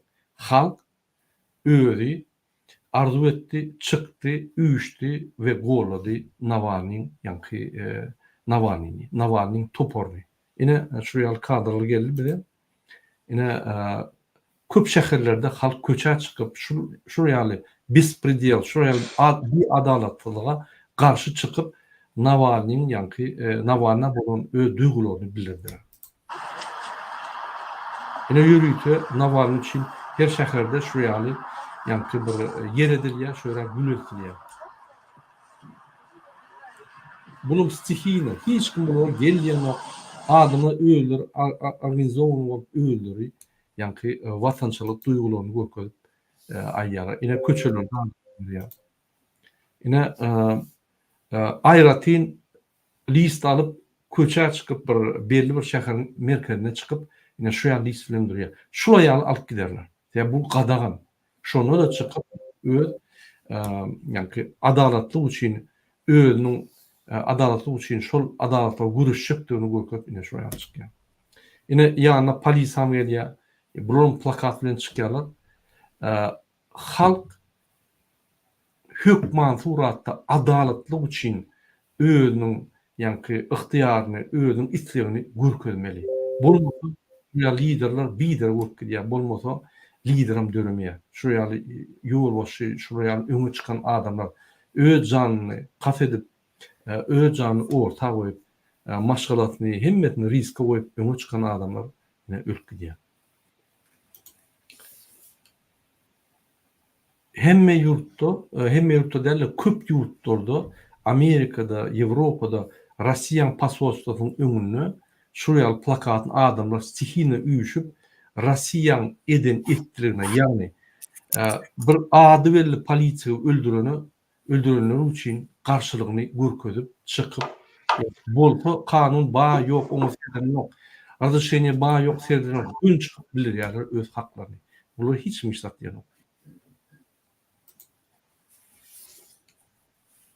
Yine kış bolsun, yaz bolsun adamlar barya Navalnyň bolýar. Kazan, Sankt Peterburg, Moskva.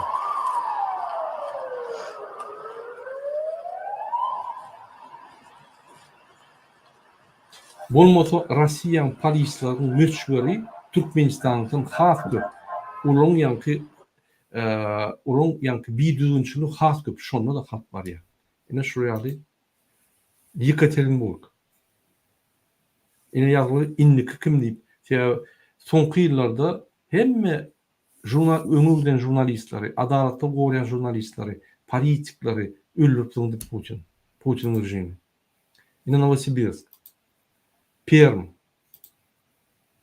Ine şurýaly hormatly watandaşlar, habarlar geldi, biz size görkezdik. Indi men sözi Nurjan apa berjek. Nurjan apa. Siz Amerikada Navalnyň toparlary bilen gatnaşýan zat edýän şolar şu habary eşitip näýeli bollar duýgularyny näýel bildirdiler, çykyp protest etdiler, öz näýeliklerini Russiýa ýanky ilçhanasynyň öňünde aýtdylarmy? Näme bolup geçdi? Bir açyk habar berseňiz. Russiýa ilçhanasynyň öňünde aýtışmaýary her 4-nji gün hiç bir hepläm syptyrman howaň ýagdaýyna seretmeden, gar ýagyş bolmadan hökman Navalny için çıkýardylar. Şonuň asbaşlygyny için yani türmeden çıkarmaklaryny talep edip.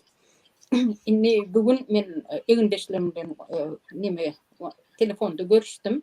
Ertir o öz ilçhanaň gün öňünde gyzyl kraska döküldi diýip ýa-da güller goýuldy diýip bir reşeňe geldik. Ýöne onu etmekten vazgeçildi, yani edilmeye gaptalyny naprotiv ýolda güller goýup şonu da pamyatine güller goýup da hatırlamak isleýär. Sağ olun Nurjan apa, sağ olun. Ine hormatly watandaşlar, şu gün biz ýörüýtürleşlerini efirde çeýär. Russiýaň geljegini keskitlep biljek. Russiýa halkynyň arzugularyny, adalatlyk arzugularyny, azatlyk arzugularyny ýerine ýetirip biljek bir öňüden politik Aleksey Navalny şu gün Russiýaň türmesinde öldü. Biz bilemdik öldürilmi ýa öldümi ýöne şu gününe iň uly Russiýa politiki, Russiýa içindäki politik öldü. Şu adam, şu bizim watandaşlarymyzyň diýişýäli, oraya nime bolsaň gel Türkmenistana, görüş Türkmenistana diýip, şu ýaly bardy Russiýa Mongolow gaty uly. Şonda da baran ýerine, ýa samolyotdan şunu alyp türmäge goýup 20 ýyldan gowrak ýyl kesdiler. 247 derek izolyatora girip çykyp şo ýerde kösediler şunu. Ahiram şunu ýa türmede öldü. Şunu şeýle başgatlar döretdiler. Şol adam beden çılaman öldü. Yine biz şu men bir şeýden 27 gerek. 27 gerek. 27 gerek şizo diýilýär-da, indi käwat karçerem diýilýär. Şu şizo diýilýän şol bary o eýle 6 kvadrat metrin içine salýarlar, bir öz başyna hiç kim ýok başga. Ödem köpülenç ýürüte edýärler onu. Beton, polon beton, yatmaly ýerine beton, üstüne bir kiçijik bir dat nime diýerler, düşejik. Onun köplenjem yürüyte Orsiýetin Türkmenistan ýaly Özbekistan ýaly ýurtlarda içgaraçylyk edip yürüyte şu betonu da sus etýärler. Yani şiirli bolýar beton. Ýerinde de kaldylar şoňa. Nämäni Navalnyni şu ýatan şu 3 ýyl oluy wagtynyň dowamyna onam şoň gün sany 300 günden geçti. 300 günden ol türmen öýüdi bir aýlygan şeýer. Onun içinde de türmen içinde de Navalny üçin ýene bir 10 merwet türme ýasadylar. Dogry. Ene hormatly watanşlar, ýene bir sany size video derle ýa-ni material götürjek. Ene şu Navalnyny bollap nirde nähir çykyşlar edilýär. Ene men videony taýýarlançam, men Muhammed Ağa söz berjek. Muhammed Ağa. Ene şu Navalnyň öldürilip ýa ölün ýa-ni ýürütü şertler döredip, şunun ýa-ni ölür ýa şertler döredip, şul ölümi bize näme öýtýär? Bizim opozisiýamyza nähili mysal bolýar we nähili nakl bolýar, nähili bize bir ýa-ni peji berýär. Han bir aýtyp berseňiz bizim opozisiýamyza, halkymyza. Murat, yani o belledin sen yani hemme yerde edilýän zatlaryny aýtdyň da halkyň tötänden şeýle barıp öz kahramanlaryny gollamak bory. Şu bizim halkymyza ýetene. Şunu biz hemişe aýdyp durmaly. Bir halkyň taryhyny ýasaýan, hakyky taryhyny ýasaýan, bir halkyň halk bolmagyna getirýär. Çağalary gelecek aktyk çowruklar uwanyp gedip biljek zatlar, şahsiýetler ähe şunu ýanyk adamlar. Navalny ýanyk adam. Öz ýurduny söýüp, öz gowy ýaşasa da bolýan zatlary gözü bilen görüp, şoňa karşı kanun esasında karşı gidip canından geçip bilýärler. Şunu da bir halky halk etdi. Şu kahramanlyk ondan ölmeýär.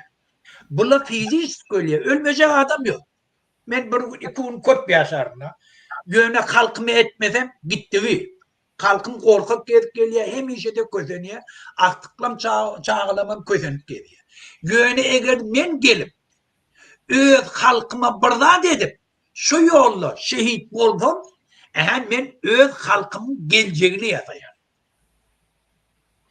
Şu adamlar bir halky halk etýär. Bir milleti millet etýär. Şol üçin bular hemişe diýir. Bular öz çağalaryna uly miras goýup gitýär. Bütün halk şolary hormat goýýar. Şolar hemişe baktly şoň çağalary. Ol kaçıp türmede pul ogurlap, sesini çıkarıp bilmeýän ölüp gitýärler, çağalarynyň ýüzüne tüýkürýärler. Sen kakan ogurluk etdi, öz halkynyň garşyna jinaýet etdi. Sen götberen haramzada da gedip ýöň istat etmän diýerler çağalaryna. Şol üçin şu ýanak biz halkymyz terbiýelemeli. Öz halky üçin hemme zat etmäni biz taýin bolmaly. Bu Navalny şonu etdi, şonu hakykatda da görkezdi, öňünden hem bilýärdi şeýle borçak. Şol üçin Navalny diýir. Innem Navalny ölümi ol haramzadalara uly bela bolmaly. Olun ne bir gün, iki gün inne tapıp bilmeýär. Öň bir nemäň içinde saklap, awa sesini çykartmany otydy. Inne on maslygy, on jesedi bela bolýar Putin.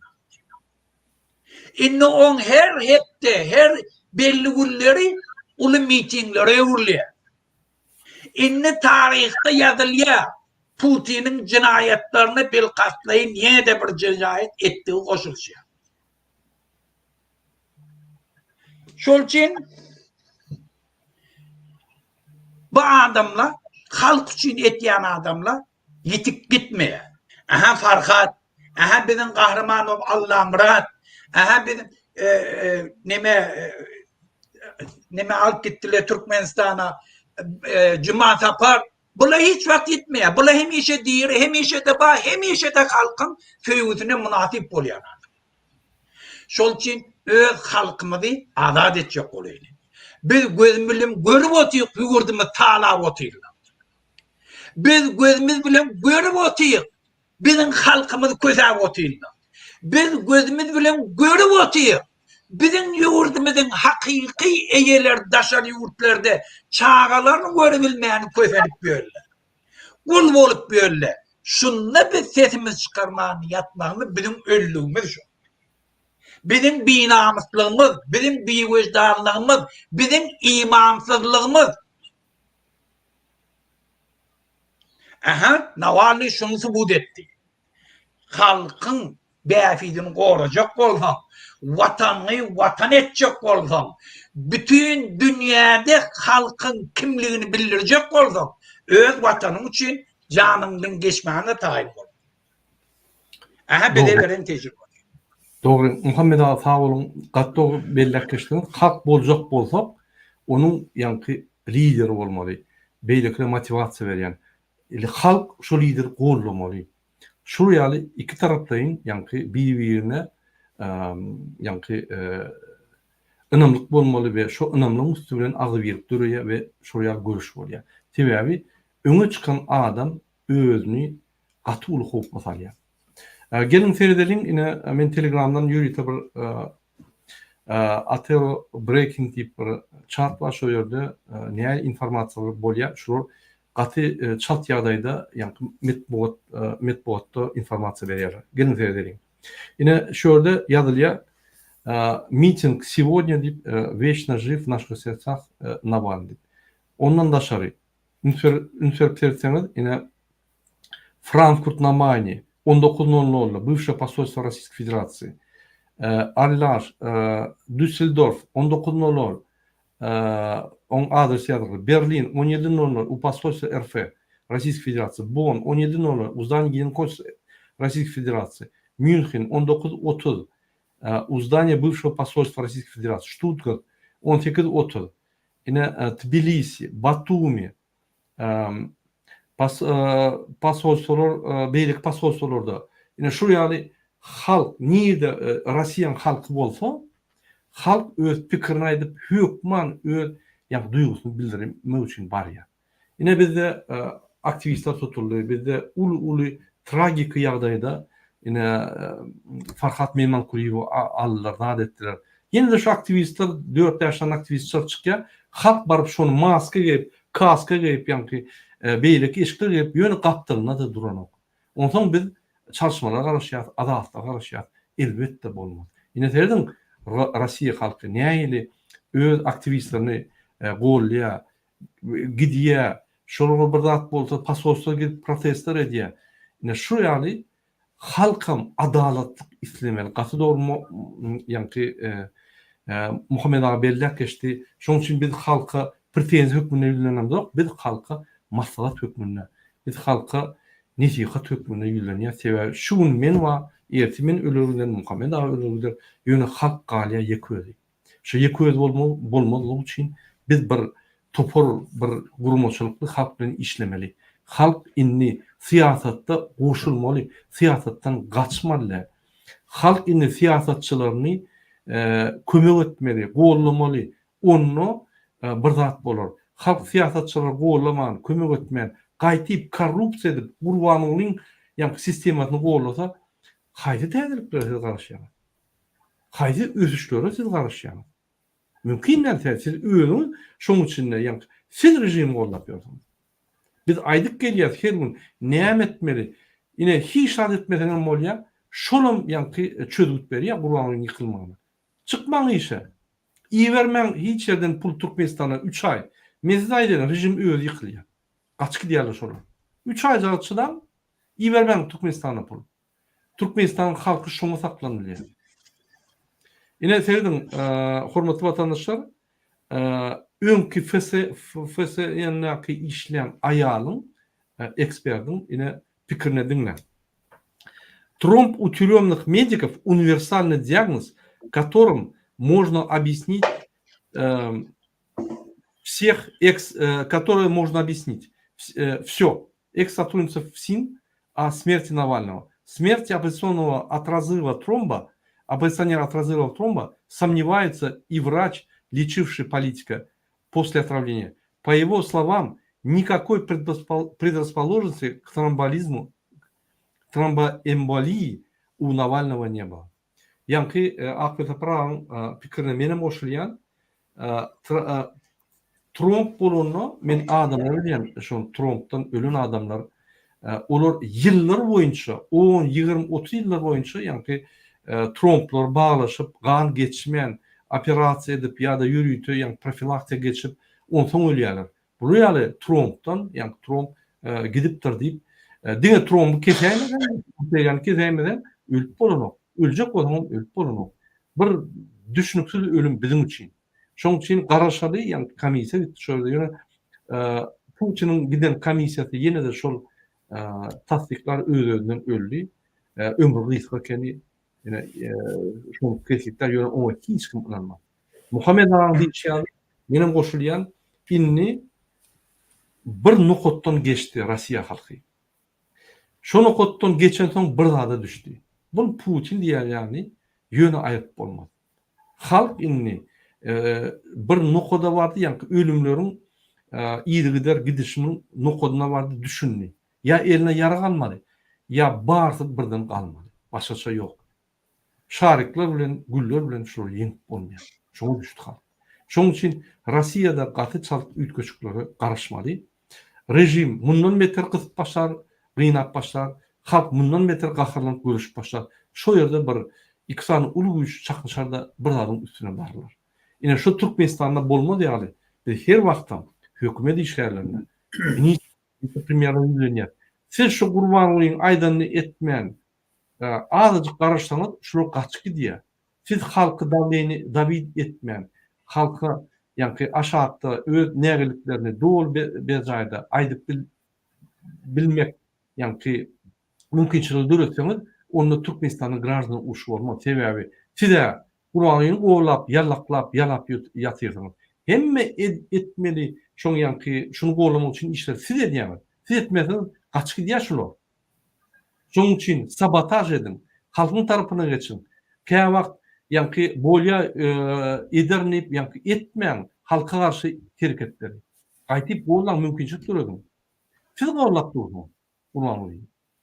Hormatly watandaşlar, indi men sözi bizim ýazyjymyz, şahyrymyz, bizim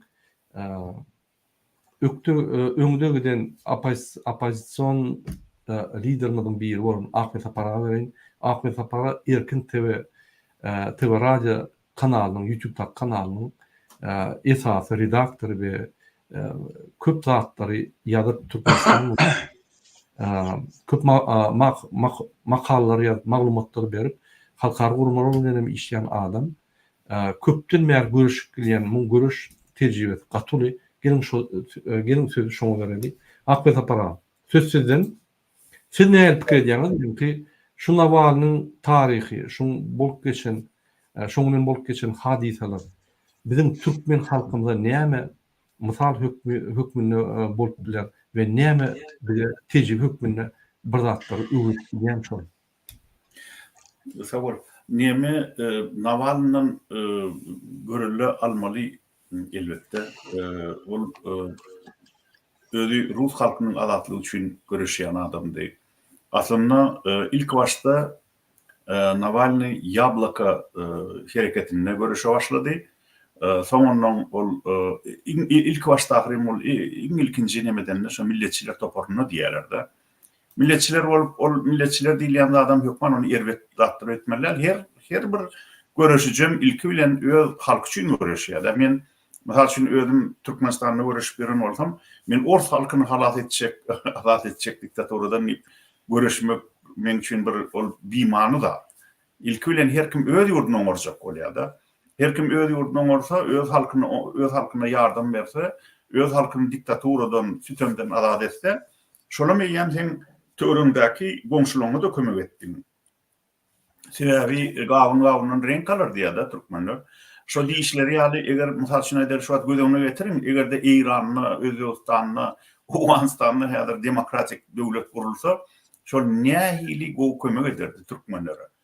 Türkmenler şonuň ilham alardy. Aýratynam şu türkmeni göçürjek bolsaň gapdanyň göç geçir diýen nakylyny ýada salyn.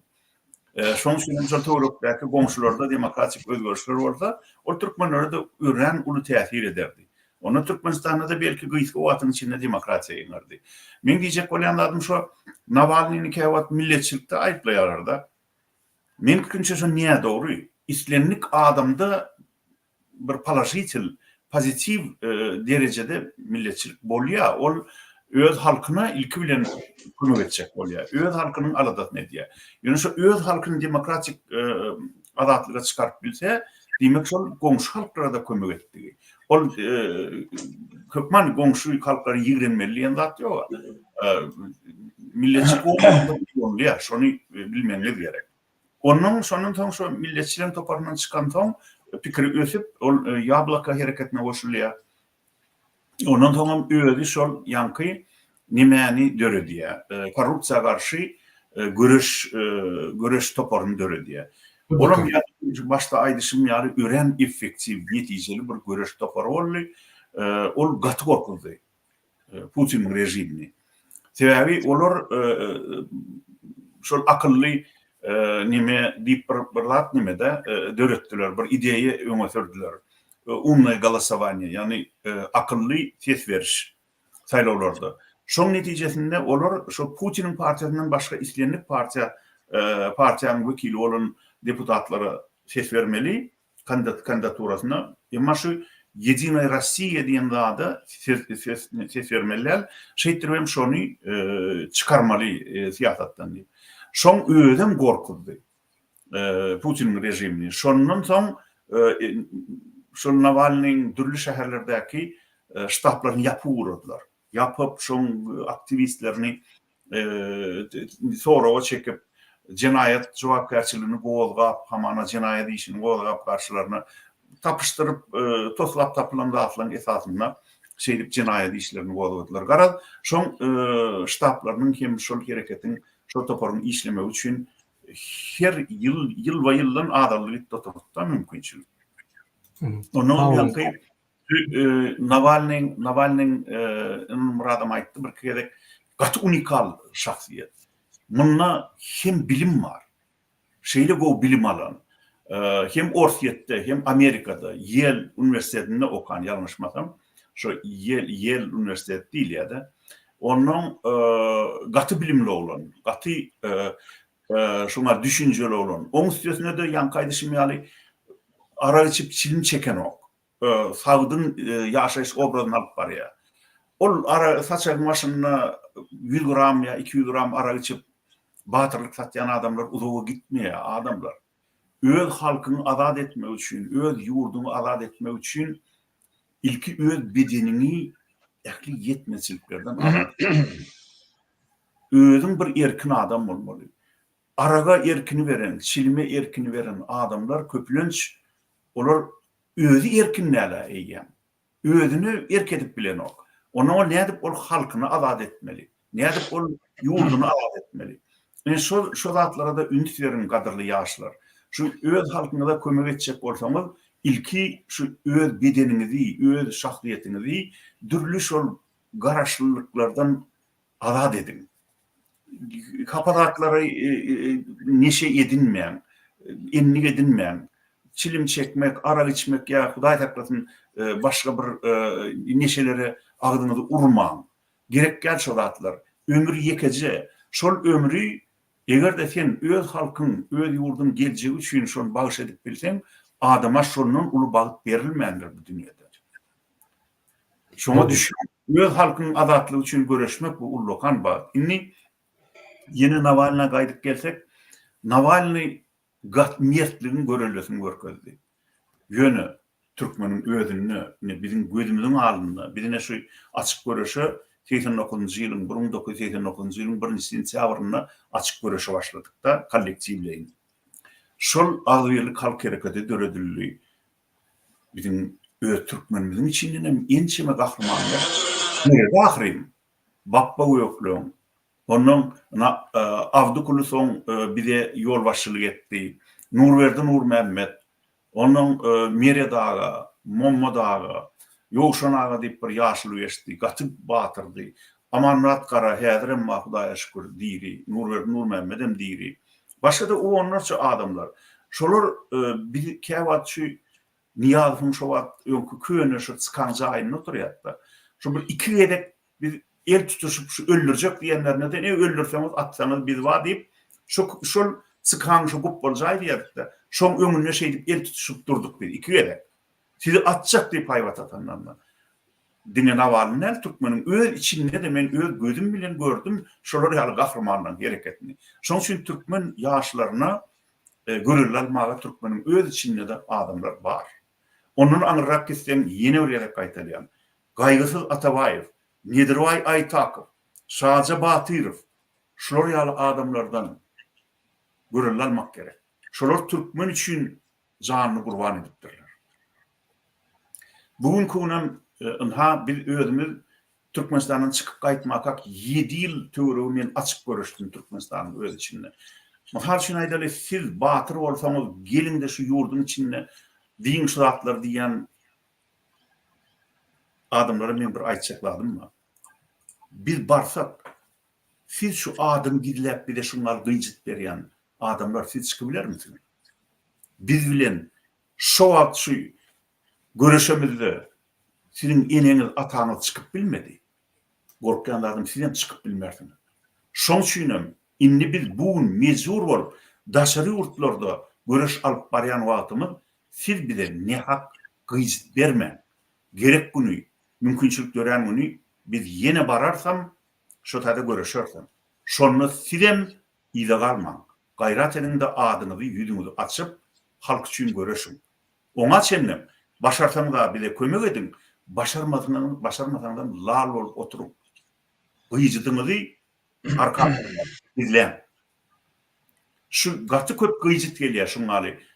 Dürlü nemelere. Debet'e de gelýär, Murat Urwan'a da, maňa da gelýär, Muhammed'e de gelýändir. Beýleki Nurjan'a da gelýändir. Batyr bolsaňyz gelin de şuň içinde diýin şu zatlary. A biz diýdik öň şu zatlary. 1 ýyllar, 2 ýyllar, 7 ýylyň dowamyny diýdik şu zatlary. Şonu näme üçin siz gelmediňiz? Ýa-ni sizin özüňiz o wagt çağa bolsaňyz, ýa-ni tek dogulmadyk bolsaňyz, sizin eneň ataňyz näme üçin gelmedi? Indi bugün siz bu adamlar infonky deminne daşary ýurda çykyp, daşary ýurtda da aýyny mene başymy sypyrdym, sizem näme bolsaňyz şo boluň diýip keýçek gezmän, ýene de şo ýurdun adatlygy üçin görüşýän bolsa, siz minnetdar bolmaň. Halka gerek şu adamla görüşü. Emma siz trollar, ýüzüňizi gizläp, batyrlyk satmaň. Umuman erwedi iş etmege batyrlyk görkezmäň. Batyrlygy diňe goýuş üçin görkezmäň. Ine Navalnyň şuň gitmegi bütün adamzat üçin uly ýitgi. Bütün adamzat üçin, şonu ýa Muhammed aýtdy. Gaty dogry aýdy. Ol diňe ors halkynyň ýitgisi, türkmeniň hem ýitgisi. Navalny şeýle er kişidi, mert kişidi. Ine bir de şolar ýaly mert ýigitler gerek. Gaýrysy Atabaýy ýaly, Nedirvay Aytakov ýaly, Şaja Batyr ýaly, Awdukuly ýaly, Bappa Öklen ýaly mert kişiler gerek bize. Batır adamlar gerek. Ödüm birden, ikiden, yüzlerce, münglerce gerek. Bütün adetler işi. Şoň üçin bugün biz şu Navalnyň maşalasyna öz gıynanjymyzy bildirmek üçin, şoň eden işine, görüşüne, hormatymyzy bildirmek üçin ýygnandyk. Elbette yine bir rad aýtmaly. Ine Murat aýdy, birin tek şuň niýe şoň öldürildim ýa öldüm şonu açyk aýdyp bilen dok diýdi. Dogry, ony her ýyl öldürmek bar. Ýöne, egerde bir rejim onu tutup türmäge salyp agyr zeherlenmeden soň özü zeherläp, innem ölmän garly diýip şoň rehim etmän ýene de türmäge salyp şonu onun palyar töwereginden aňyrda saklaýan bolsa günüň ýok ýerine. Onu elbette şu rejimiň günäsi. Elbette şu rejimiň günäsi. Ol öldürmek demek okman, maňlaýyndan borok bermek ýa bolmasa bagrynyň pıça vurmak demek däl. Onu gıynap öldürdüler, türmäge salyp. Ýogsa hey agyr zeherlenmeden soň diýri galan adamyny haýsy insapsyz türmäge salar. Öňünde ötüş sorap, oňa gaýtym kömek bermeliler, saglygyny diketmek üçin. Ýok, ony gelen wadyna ýene de hasyrdadyp, gorkularyna ýene türmäge saldylar. Diýmek, men pikirimçe bu taýda hiç ýeri şühlenmäge ýeri ýok. Şonu öldüren, Navalnyny öldüren Orfiyedin rejimi. Ana, men aýtjak.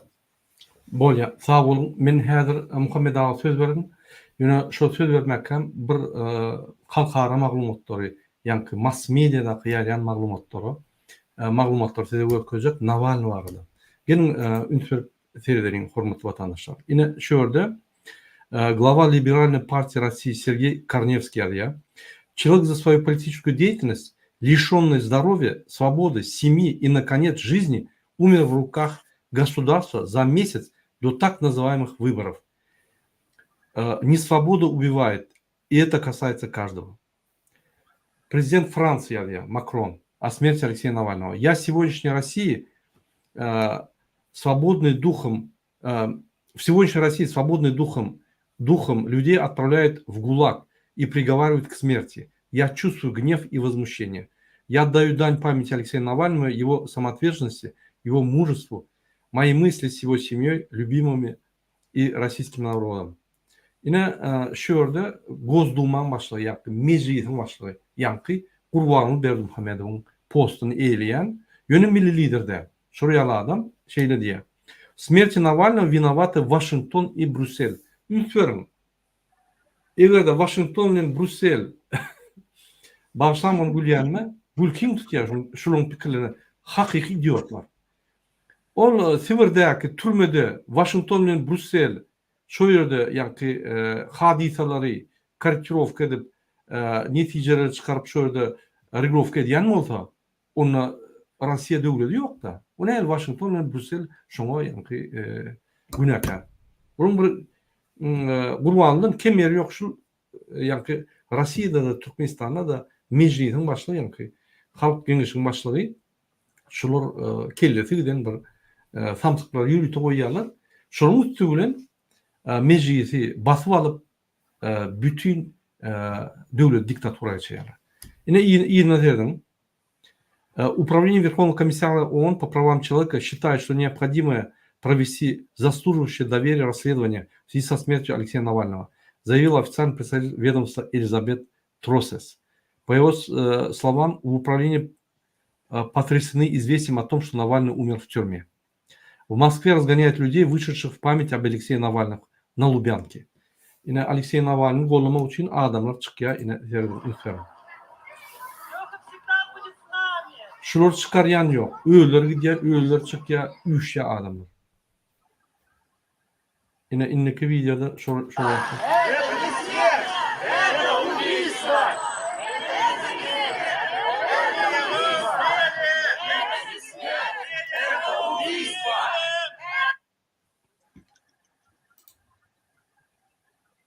Bu Tbilisi'de yankı çıkış. Şimdi bu çıkış Batumi'de yine adamlar Rus migrantlar var Batumi'de şu rejime çıdaman giden ya da başka sebepli yani armaya gitmeyecek olup giden yine şunu uyuşup Navalny'ni golluyorlar. Öz adatlığını golluyorlar. Öz duygularını yani adatta Navalny'a veriyorlar. Yine bunun Yerevan.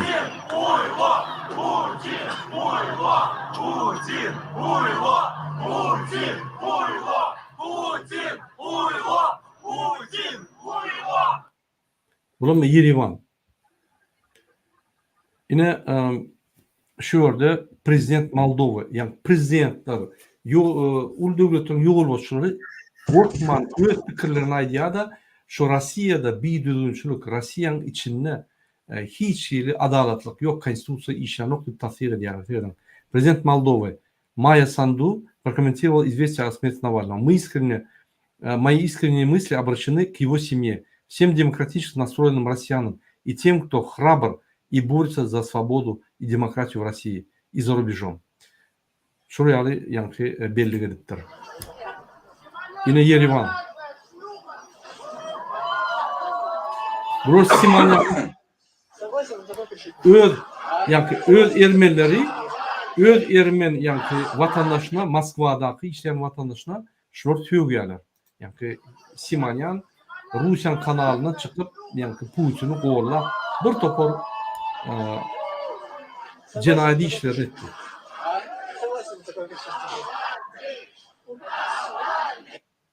Şu ýaly. Ine bul bolsa Belgradda. Şu ýaly adamlar öz ýanky nägiliklerini bildirýärler. Песков заявление лидеров западных стран по Навальному недопустимы. Они абсолютно не обладают никакой информацией. Да? Hiç информация yok. Şoň üçin diýmek bolanok. Ine şu ýerde gül goýýarlar. Polis gadagan etse de gül goýýarlar.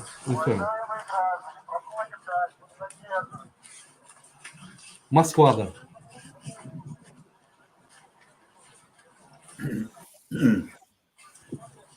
Murat, şu taýda bir aýtmar zat var. Ine şu bütün dünýä şeýdip öz raýdaşlygyny görkezýär-de. Navalnyň maşgalatyna, şoň eginleşlerine hem gynançyny bildirýär, şoň şeýde bir wagt ölüm bilen bagly. Emma şularyň arasynda Türkmenistan yok. Türkmenistan bar näme yok diýen biz bar ine biz var biz daşyna edýäsine. Ýöne Türkmen halky ine şu ýurdun içinde şoň hukuky yok. Bir öz duýgusyny, bir raýdaşlygyny bildirmäge de hukuky yok. Informasiýa da yok. Şolara baran ok informasiýa. Afeta para. Şoň üçin şol bolup geçen zatlary. Şu ýaly uly fiýaty hadiseler, fiýaty ölümler bolun üçin biz bütün dünýä diýerki bolýan zatlar gökürmek üçin şuna efir edýär. Türkmen diline, Türkmen halkyna ýetirýär şu ýaly. Bizim jemgyýetimiz öser ýaly. Murat, ben şu yankın bir sebebini aytjak bolýan ýene de bir indi o döwlet diktator falan ola birde halky gorkuzdyly oratly başga ýöne daşarda gelip gören özüne opozisiýa diýip görenler var. Tем более правозащитный gurumy diýip otururlar. Ruhsatsyz hiçga baramam. Kim sizi şol ruhsatsız bir ýana bar diýse, siz ölümi tükleýändir. Ola hökümeti işleýändir diýip gygyrýar hajyf ýana akmakla. Bu şola haneke bizim düşmanymyz şu atlam. Bizim öwümizde halkymyzyň öwüne böwet bolup durarlar. Öz hak hukugyny talap etmäne, pasolstwanyň öwüne baranda barmaň diýe. Ýörüýte de peredaça goýýar. Doğru. O ýugurdy talak gaýdan adamlar endi ýugurtda bir palajitin üýtgeç boljak bolsa şondan gorkýar. Şol üçin ola ne pravozащитник, ne ýurdun söýýär. Şon ýanak belalymyz bar bizim.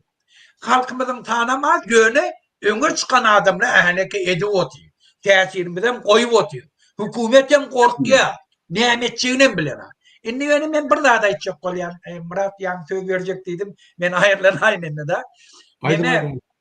Şurada bir mesele var. Näme Putin'e gerek bolupdyr şun kun Navalnyň öldürmegi. Ähleke taýlaw geçjek bolup oty. Dünýä uruş boldu. Awray dönüşdi hemme ýerde. Binäme gerek. Men pikir etýän şu atlam Putin şu zady ýürüýte etdi. Näme üçin? Şu yankı kandid nemere var, patverdit edildi. Şoların içinde biri var, uruş hakkında kendi sesini çıkarana. Onun yanında da Nadejdin Madi 100 minler köçede osurda durup uruş gerekke Putin'den din mıllayan adama kalk köçelerde yadıp kol çektiler. 10 milyon, 20 milyon adam şuna ses verecektiler. İnni yine bir tane Nadejdin dönemesin deyip şu içindekileri korkulmak niyeti bile Navalnyň öldürdü. Eger birden sesini çıkartamaz. Eger birden bana karşı gidersemez. Sıramda sizi öldürür. Dünya näme diýse diýsin, ýöne men sizi öldürür diýjek bolýar. Bir. İkinci Putin näme indi Putin'in aňyrda Türkmenistana näme täsiri bar? Vatandaşlar, şunu bilin 32 ýyllap Ortaýadan diplomatlar daşar ýurtdy. Bütün Orta Aziýadaky diktatorlar instruktorlar boldy. Şolary golladylar, şolary edenetdiliklerini batyryp geldiler. Şolaryň karşyna çäre görülmegiň öwüne geçip geldiler. Şunu özleri yatama opozisiýa döretdiler, yatama pravozащитный guramalar döretdiler. Putin'am şolan hemmesinin başında oti barın halkınız talan Nämeseňiz edin, men sizi gorar dip olardan pul alýar.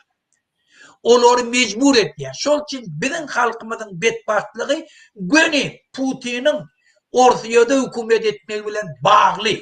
Şondan hiç il aýryşlygy ýok. Putin hem iminni dünýäni boyun etmek üçin men eden etdiligimi dünýäde etjek, siz bana zat diýmersiňiz, diýip bilmersiňiz diýip orşa baş goşdy. Şol üçin Gruziýa çözdi, Ukraina çözdi, yine başka yurtlarda nerede bir diktatör bir zat edasa dünýä jemgyýetçiligi şoňa karşı görkezjek bolsalar Putin şoňa veto goýdy. Severni Koreýany gollaýar. Dünýäde kim öz halkynyň karşyna jinaýet etýän bolsa, öz halkyny talaýan bolsa, Putin şonu gollady. Şol üçin Putinin karşyna Orsiýadyň içinde göreşýärler den jenjedir. Biziň halkymyň adaty üçin göreşýär. Şol üçin Navalnyň ölümi bize de uly ýitergi. Ýöne Navalnyň ölümi Orsiýadyň içinde uly ýetgeşige de getiripdiler. Şol üçin gelin hemmemiz Navalnyny gollaýalyň, Orsiýadyň hökümetiniň karşyna etýän hereketlere aktiv gatnaşaýlyň, sesimiz çykarmagy oturmaýlyk. Sağ olun Muhammed ağa. Ben yine açık video görkün o zaman Nurcan apa söz verecek. Aydın Nurcan apa. Россия — это не Путин. Путин — это не Россия. Спасибо российскому народу, что, несмотря на такую репрессию, все восстали, поддерживают Навального. Молодцы. Просто преклоняюсь перед героическим народом. Хватит уже молчать. Также и нашим туркменстанцам хватит молчать. Надо уже этот пример, вот это вот Навальный, для нас уже большой пример. Я много говорить не буду. Я приношу свои соболезнования семье и близким, родным, друзьям Навальному, Юлии Навальной. Скорбим. Примите наши соболезнования. Спасибо, Нуржан апа. Давайте мы посмотрим еще несколько видео, которые сегодня идут со всех концов, со всех стран мира в поддержку Навального. Давайте посмотрим. Это Буэнос-Айрес.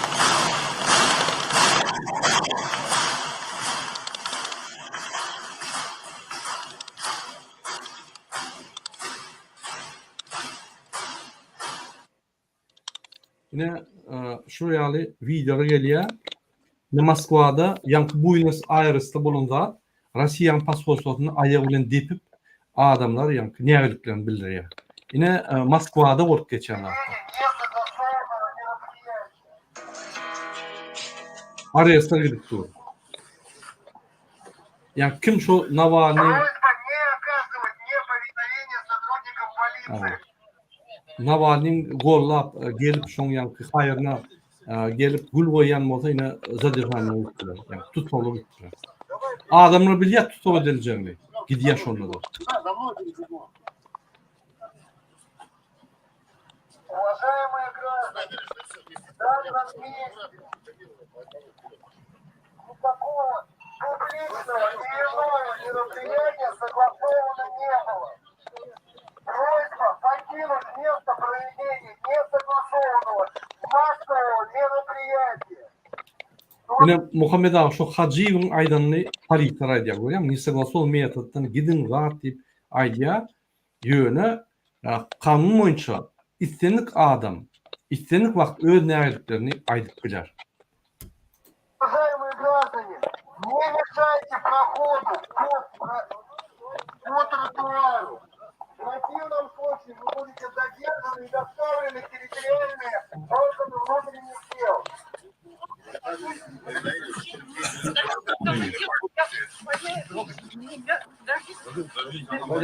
Пресса, пресса, пресса, пресса, пресса. Уважаемые граждане, Собаку заберите.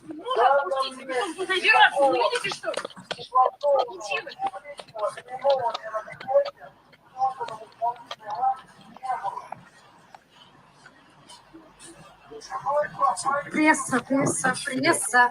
Я понимаю. Спасибо, пресса.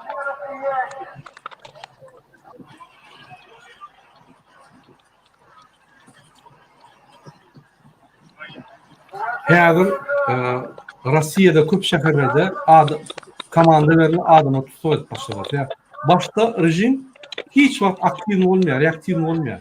Şoga düşýär.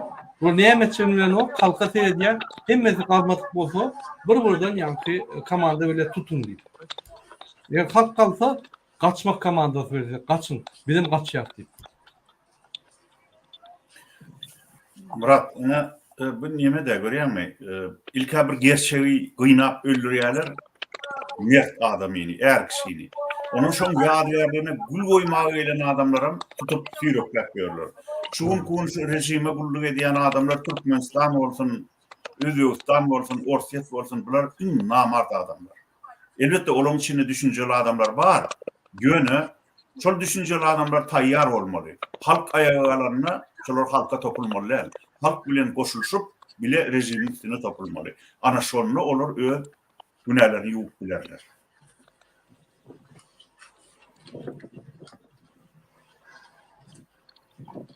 Indi men şu videoları görkezip bolan soň Gurbannalar Ediýewiň şu Russiýa hem on gahrymanlar barada bir ýadan gaty gowy goşgusy var, şonu okap berýin.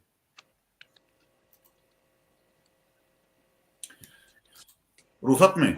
Başka Aydın, söz sözüm. Ene şu Gurbannalar Ediýewiň Serpay diýen goşular kitaby özü ölenden soň çıkarılan ilkinji kitap, şoň merhum bolandan soň. Şu kitaby men 1978-nji ýylda satyn aldypdym. Ene adym ýazylgy. Şuýam Mawtumulyn kitaplary hem Gurbannalar Ediýewiň kitaby men şu Şweýçarda getirip bilen kitaplar. Şunda bir goşgu var. 1841-nji ýyl Lermontov duelin öň ýanyna diýe. Şonu şo Pushkinin hem Lermontowyň ölüm bilen bagly goşgu ýazyp, Gurbannalar Ediýew, türkmeniň beýik şahyr oğlu Gurbannalar Ediýew şu halkyň haýalýagarlyk görkezýänligini, öz gahrymanyny gorap ýetişmeýänligini aýdýar. Ine şu hem Pushkinin hatyrasyna ýazylan goşgy Navalny'da men pikirimçe belli bir derejede degişli bolup biler. Onu dinleýän. Sen nirde Russiýa? Tur ayaga gal. Ähli lellimdigiň zynjyryny gır. Inni seniň hiç wagt dowmajak ogluň dur ajal okunyň öňünde häzir. 3 del 8 at goş çaman paýtunyňa bol şaltyrak hop astynda aşygyň inni gel ölen ýüregi bilen aşyk söýmelimi garly maşugun Maşuk diýip dağ Kavkazda şol Lermontowyň atylan ýeri Maşuk dagy.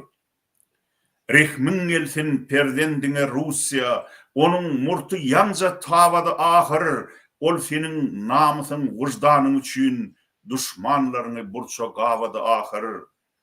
Yetişsen erlerin beýik ülkesi, ähli Pugaçowyň Razynyň bilen kak sen dekabristleň madar gapysyn senat meýdanyna çykdynlar olar. Benkendorf del Pushkinler bile adat bolly Russiýany soramak ýöne neçün ýetişemek Russiýa kynşärmi şahyrlaryny goramak ýüreginden çykan ýalkymly sözleň zarbynyň titredip paçşaň tawty nenen gymmat düşdi bütün Ýewropaň senin kuwatyna ananjak wagty. Ine Kavelergrad Martinov gysyp barýar pistoletin gulugun nişanasy diňe Lermontowyň däl nişanasy sen ýaraly ýüregiň ýok öňrek gunnuz garyň üstüne Dantesem Pushkini atmany diňe ol Pushkiniň çep gursowyna bakyarka senin şep kursoğuna bakyardı sine. Yine bugün ak maşuğun önünü yine çenep durlar şep kursoğuna ok. Sen ne için yetişen ok Rusya? Kıymış yani. Şahirlerini boğramak. Yine şu setiri inni şey diye maydık olurdu. Kıymış yani öz gerçeklerini boğramak. Navalnylaryny goramak. Ato boşky sağ olun akla saparga men ýene de size bir näçe videolar görkezdim sebäbi hadisalar gidip dur häzir ýa-ni online rejimde men size görkezdim näme bolup geçýär gelin seyrediň hormatly watandaşlar. Men ýene de bizim watandaşymyza ýatladýan şu gün 16 fevralda Russiýanyň türmesinde Aleksey Navalny öldü. Şu gün sindip şol türmeler seyrediýän gurumy tasdiklady şonu. Şu gün şol katastrofa ýa-ni syýasy katastrofa boldy. Rossiýada iň adatda uğraşýan, adalatda uğraşýan iň uly syýasatçy, unikal syýasatçy adam öldü. Ine şol ölüm hemme dünýäde demokratiýa uğraşýan ýa şonu goýan adamlara täsiri bar. Şol ölüm bizi ýene bir derejä getirýär. Şu rejimler bilen biz oýnatmalylar, biz çynymyz bilen uğraşmaly. Bolmasa bular hemmemizi öldürür. Nemtsov öldürdi Putin, Munam öldürdi. Erte birini çıkarda men habarym ýok. Ay şöyle bir zat bolandır da diýip üns berýär. Hemme ýurtlaryň prezidentleri öz pikirini aýtdy. Şo ýurtda ölen adamyň prezidenti öz ölen ýa polisiýa boýunça hiç şeýle komentariýa bermedi. Ol näme görkezýär? Ol şol adamyň politik däherlerini zulümdigini görkezýär. Gelin biz ine Putin'in pres sekretari Peskov'un diyen zatlarını dinleyelim. Aleksey Navalny'nin ölümü boyunca.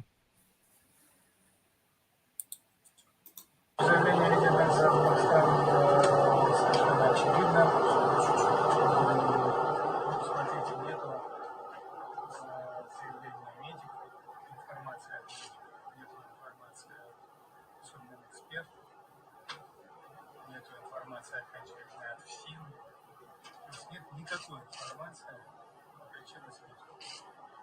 И идут такие заявления. Ну, очевидно, что они абсолютно оголтелые. Мы считаем абсолютно недопустимыми такие заявления. Они неприемлемы. Как мы к ним относимся? Yine bu adamın deyişnäme şu Ýewropa Birleşiginiň ýolbaşçylary ýa beýlik döwletiniň ýolbaşçylary Aleksey Navalny boýunça aýdan pikirleri agaltyly ýa-ni bir kelle atylmajak pikirler. Intek hiç ýeri subutnama ýok, näme sebäpli öldürildi. Bizim günämizde intek ýok. Şunuň diýen pikirleri bir gülkünç diýip aýdýar. Bu samtyk bir zada düşünen ok. Yani günaýdy. Bir syýasatçy 17 ýyldan gowrak Türk Rossiýanyň halkyna azatlyk berjek bolup görüşüp gelýän, dünýäde tanalýan, Rossiýanyň içinde iň uly ştablar açyp adamlar galdyrýan adam, adamyň hormatyny alan adam, korrupsiýany düşündirýän adam, suud etbilýän adam, şu Rossiýada korrupsiýa edýän adam, türmäge düşürilip, gıynalyp ölýär. Biz intek bilemdik näme ölüni diýip şu adam bir bolmazak zatları bütün dünya yani mass mediasına yayradar yani aýdýar. Şu ýurdun grajdanini şogolla bolup borçy konstitusiýa kazam için men grajdan gollajak diýip. Eşeğin aýdyp oturuşyny gör. Bolmady hımpıň et utanmaýa. Şol üçin buly öz ýurdunyň duşmany it ýanagan ölerler. Doğru. Men yine bir kısa video koyacak bolýan hormatly watandaşlar. Yine bir minut. Şu ýerde yine Moskwada diňe bir ýerde de her ýerlerde mitingler У нас есть техническая возможность вернуться к происходящему в Москве. Мемориал, памятник советским камень, который находится в непосредственной близости от здания ФСБ. Если вы с нами практически сначала... FSB'nin binasynyň garşylyna ene protest edilýär. Unutmayın. Şurada Hacıyev yok. Bolmasa şular durdy. Şu yerde protestler ediliyor. Adamlar şoryalı yani ki bunları gidem diyen yok, gitme diyenem yok. Öz ihtiyarlıklarını, öz cevapgerçiliklerini, öz vatançılık duygularını, vatançılık cevapgerçiliklerini alıp gidip öz näherliklerini bildiriyorlar.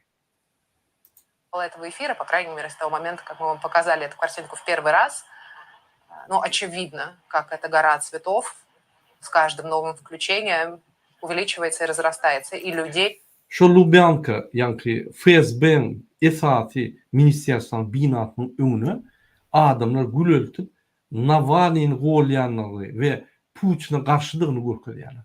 Siz ödünüz bir fantaziyanızda bir gözününe getirip bilir misiniz?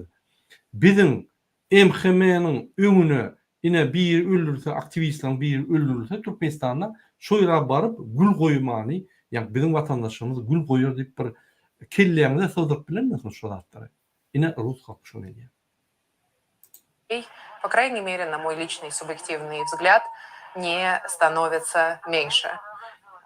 Сотрудники полиции с таким же большим рвением продолжают напоминать о том, şu karşılığı Rus halkı Navalny birika eden olsa da onu öldürmeleri yani şon türmeden mecbur çıkardılar. Eğer de halk 1 milyon halk tolkunup çıkan olsa köçe.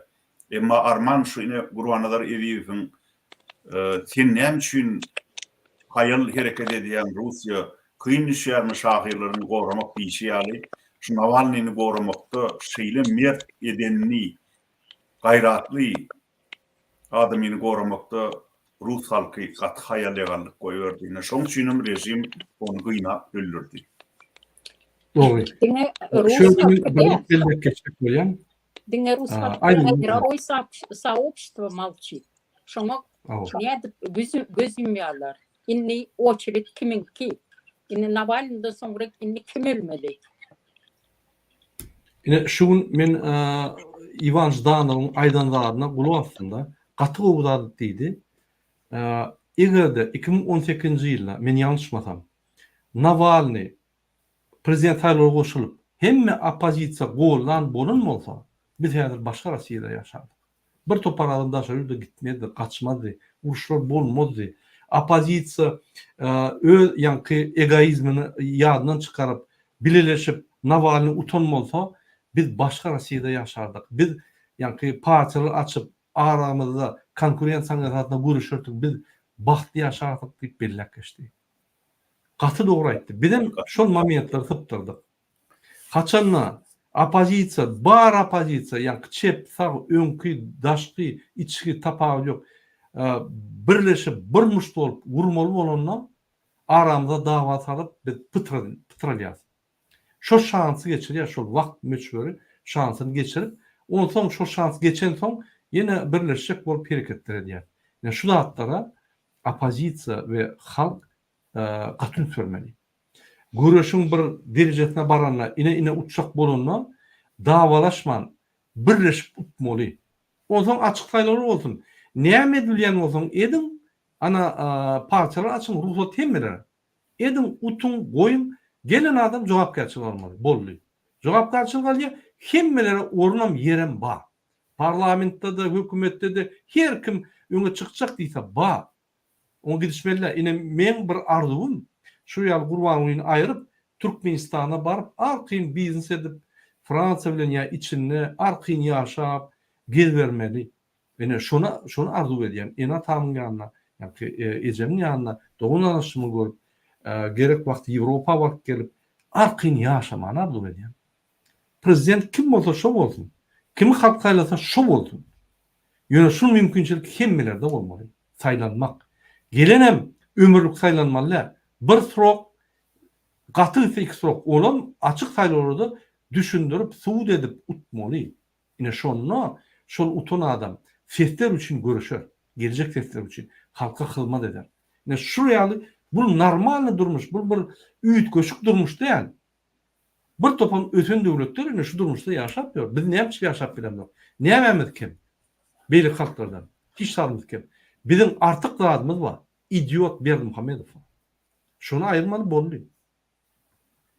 Inni Murat, şu wagt Nurcan bir soru berdi. Inniki gedek kiminki ors türmelerini ya orsiyette inni kimi öldürürler diyen soru berdi. Men pikirimçe häzir iň howply ýagdaýda yerleşýänler, howply ýagdaýda bolan adamlar Sergey Karamurza olam türmede ýatyr, yalan aýyplama bilen onu basdylar. Şol arasda görüşen üçin, garşylyk görkezen üçin onuňa ýaşyn ýatyr. Ýene 2 tane adam türmede, olaryň gaty ýagdaýy howply. Egerde häzir halk çykyp orsiýetde şolun türmeden boşadylmagyny talap etmese, Hudaý saklasyn, ýene bir näçe wagtdan rejim şolun ýene biriniň jesedini oklap bilerin. Hamyňam Trump kopupdyr damaryny da şol sebäpli tarpataýyny aradan çykdy diýip. O zatlar bir toslama, ol sen bir adamyny türmäge salyp, oňam 300 günni türmäň içindäki türmäge salyp, öl, çiğli betonun üstüne yatıran son, ona jebir baryny beren son, ol adamyň diri galmagy gaty mesele. Bir günäkär däl öz-özünden öldü. Özüne kastetdi. Ýa-ni özüniň ölüsi geldi. Ay bir samsykda ýaly onu. Ýa-ni bu administrativny bürokratiçki atmaska diýýär. Ýöne biz o öldürdik. Baştan towmalyk. Baştan towmalyk, gasdy diýär. Ine Nimçowy Kremlin öňüne öldürdiler. Putin çykyşam etmedi. Bir politik bolan bolsa, hakyky. Şu ýaly bir syýasy betbaşçylyk bolsa, hökman çykyp öz pikirini aýtmaly. Hökman komissiýa döretmeli, Rossiýa şonu halka ýetirmeli. Bu o zatlara kelleser. Murat, men sözüm bereyim. 2006-njy ýylda ýalňyşmaýan bolsam, Anna Politkovskaya öldürildi. Şol men öz dostumyň bile okan jurnalistika fakultetinde bile okan dostumyň, kursdaşymyň aýaly. Sasha Politkovskiy. Olam şol neme wagtynda, perestroika wagtynda iň atly jurnalistlerden biridi. Anna Politkovskaya näçin öldürdiler? Anna Politkovskaya Kavkazda Çeçenleri orady, inguşlary orady. Beýleki şol maly öz hakyny talap eden halklar ne hak yere üstüne çolup Orsiýadyň adam gyrýanlygyny açyk bütün dünýä mälim etdi. Şu tada adamlaryň haksyz, hukuksyz goýulanlygyny, gyrylýanlygyny mälim etdi. Şoň üçin onu öz öýüniň girelgesine Putiniň doglanmagyny atyp öldürdiler. Ine şolar ýaly şu zatlaryň öňüni almak üçin halkyň güýji gerek. Bu wagt inni ol görewliň döwürde däl, mysal üçin bir adam at minäge diýen baryp gylstyryp padşahyň kellesini alyp ýöne bütün halka azad eder ýaly. Oňa döwlet gurulşam ýok. Häzirki döwlet gurulşy has çylşyrly. Onu diňe bütün halk ayağa alyp syndyryp bilýär. O wagtlarda şeýlekeni kim bir gahrymançylyk görkezäge diýen at minip, ýynnam at minip, gyljyny syryp ýa naýdasyny goluna alaga diýen baryp padşahyň kellesini kakyp bilse, bollugy tordy. Şoň bilen mesele çözülýär. Emma häzir oň ýaly däl. Häzir serhet gullugy bar. İçeri işler ministrliginiň ägirt uly güýji bar. Onuň ol KGB bar, häzir MHM diýilýär. Ýene şoň ýaly bir topar girliň guramolary bar. Sen ol guramalaryň üstünden geçip bir 5-3 tane ýa 10-20 tane adam ol halky azad etmek gaty kyn, mümkin näme. Diňe bir ýagdaýda halas edip bolýar halky. Türkmenistan ýaly ýurtda 100.000, 200.000 adam köçäp bir zarbada çyksa, bir ura çyksa, şo wagtda çözülýär hökümet meselesi, häkimiyet meselesi. Şo wagtda kaçyp gidýär, o nemeler bolmazda tutup öldürmän gerek ýok, tutup bu näsini boýnuna goýup türmäge salmaly, hemem erkin taýlawlara geçirmeli.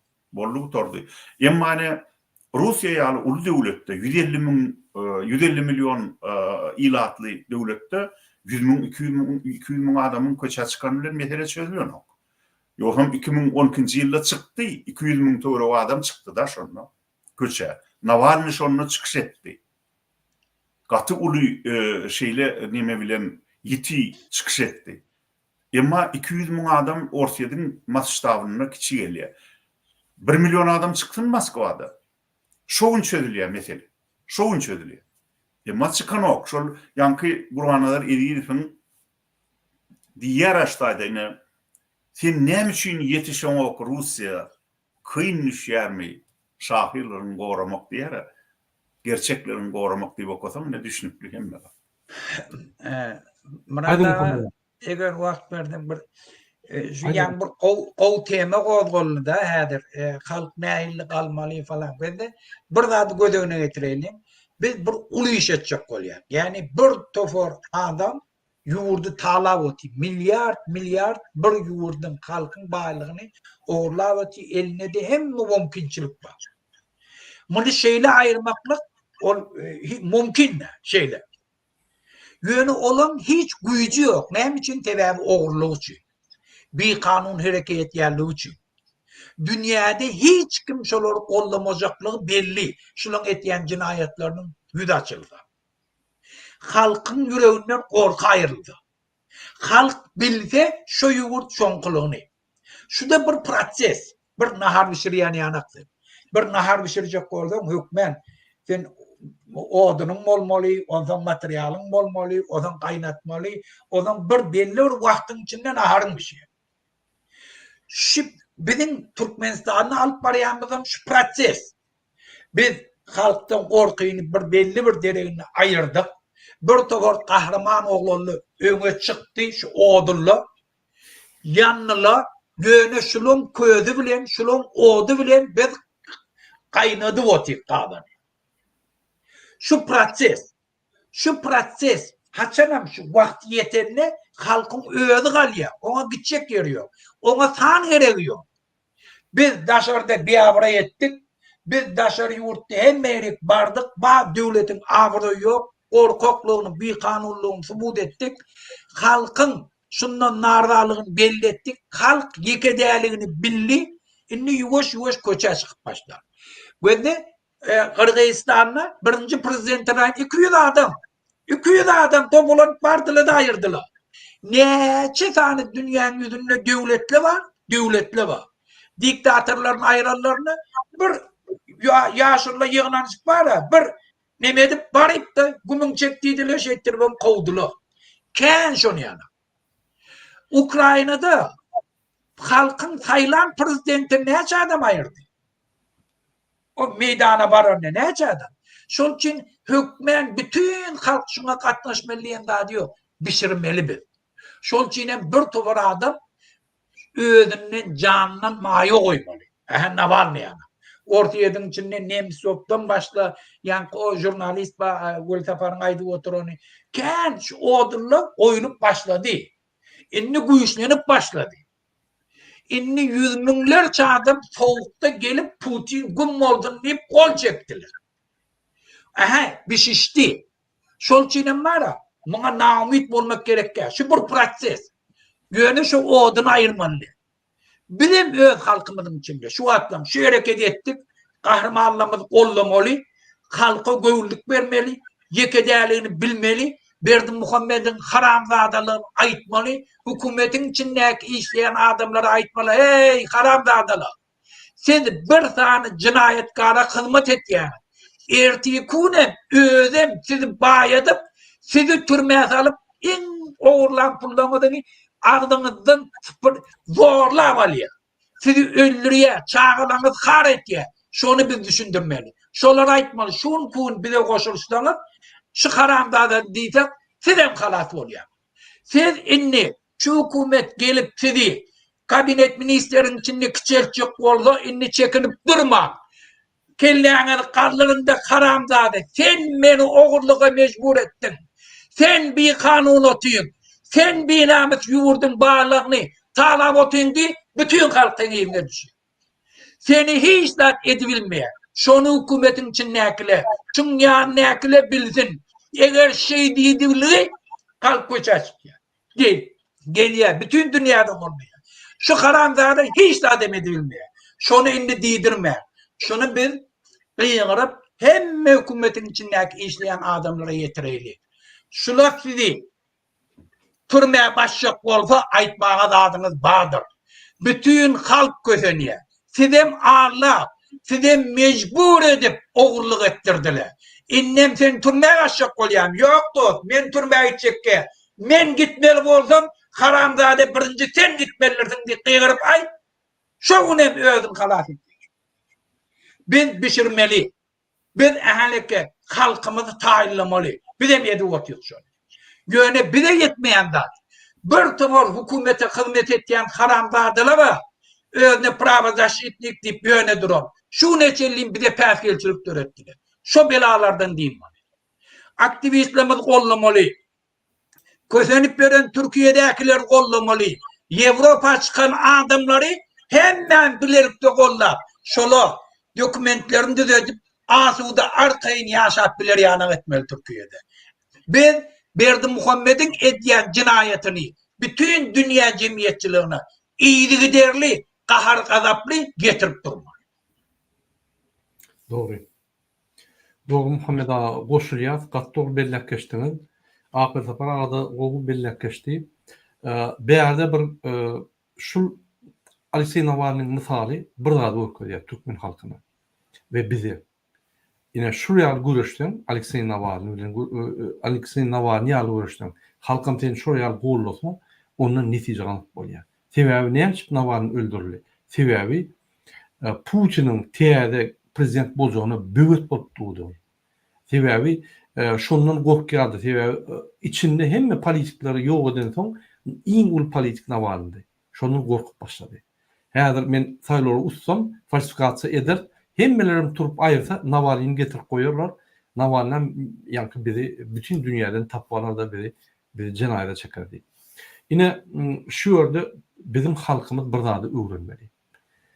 Eğer siz öz siyasetçileri, aktivistleri oğurlap durmasanız şu adamlar hiç tat edilmiyor.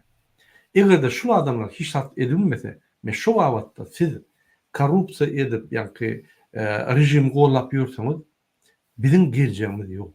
Yani şunu anıkla, şunu yankı ılımlı bilimler bolmalı, şu zatlar bilmek için. Şunun için ben ümit verdim, Türkiye'den bize iş migrantlar canı diye. Murada biz başlamadı ne uğraştık? Başlamadı diye. Hava neydi? Türkmenistan kaçan ayyanlar? Neyse kaçan açıl bir yerde işleyecek bir yerde karartınız, pensiya alırsanız, vatanı yatın çıkarırsanız deyse yok biz kayıtacak diyorlar. Sen neyin kayıtacak? Neyin olup geçecek kayıtmak için? İçinde çalışıklar var mı? Çalışıklar yok. Neye mi karışıyorsunuz? Neye mi çık bozdun çalışıklar? Senin polk yok çalışmak için. Öyle ben neye mi deyin? Ben işçi migrant. Hani sizin siyasetçileriniz var mı? Var.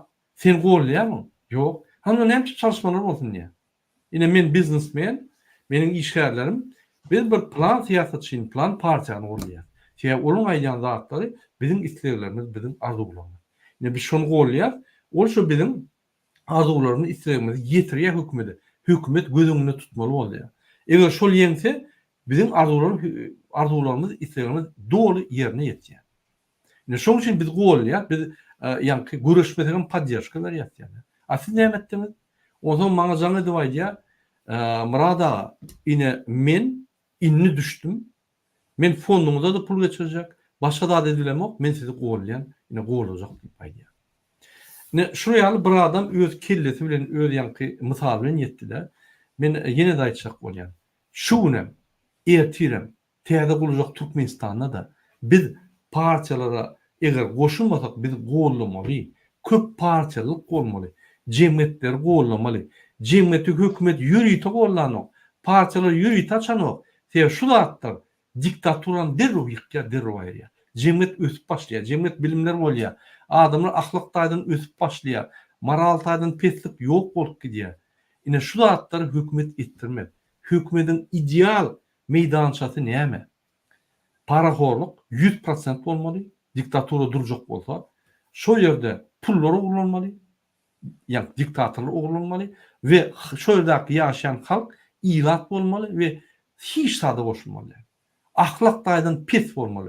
İstenen adam türme alıp basıp yani televizde okup maskret bolýar. Boldy. Ideal uslovia şu. Şu uslovia gurbany yetip niyaz şu uslovia getirip koydu halky. Gurbanlam şonu yani idak gelip oturuyor. Boyunları idak gelişiyor. Yani biz şunu yetirmeli, biz şundan çıkmalı. Şu ramkalardan çıkmalı. Ben şunun için aydıyorum. Sen Yol ötünde mi? Sen esen oldu mu? Sen gargalada mı? Sen esen ulu tahtabada sandık kaçı, kuşku, sakar çayagıdı, ol kerkiçide mi? Ol bahsedilen yok. Ödaşındaki 50 metre teritoriyan korumalı. Polis bandittan, emheme teröristten, hekim korrupsiyonerden. Näçe beýýäňiz? Yok bar yok bunun diýmeli. Men şu ýerde ata-babalarym aldy şu ýöri, gorady, ganlaryny dökdi. Konstitusiýa kabul edildi. Näçe bolýaňyz? Dip öz haklaryny we watanyň konstitusiýasyny gorumaly. Siz eden dogony polis gelse gün çıkaryp pul berýäňizde, ýa akşam bakgaýdan erti gaýdan dip böküp edýäňiz. Bir garyndaşyňyz emhemede işese, şonu gözläp tapyp diýje baryp pul öňünden berýäňiz, erti problem bolsa, ine şo çözerdi. Siz özüňiz Gurban ulyny ýasaýaňyz. Siz özüňiz Gurban ulyny saklaýaňyz.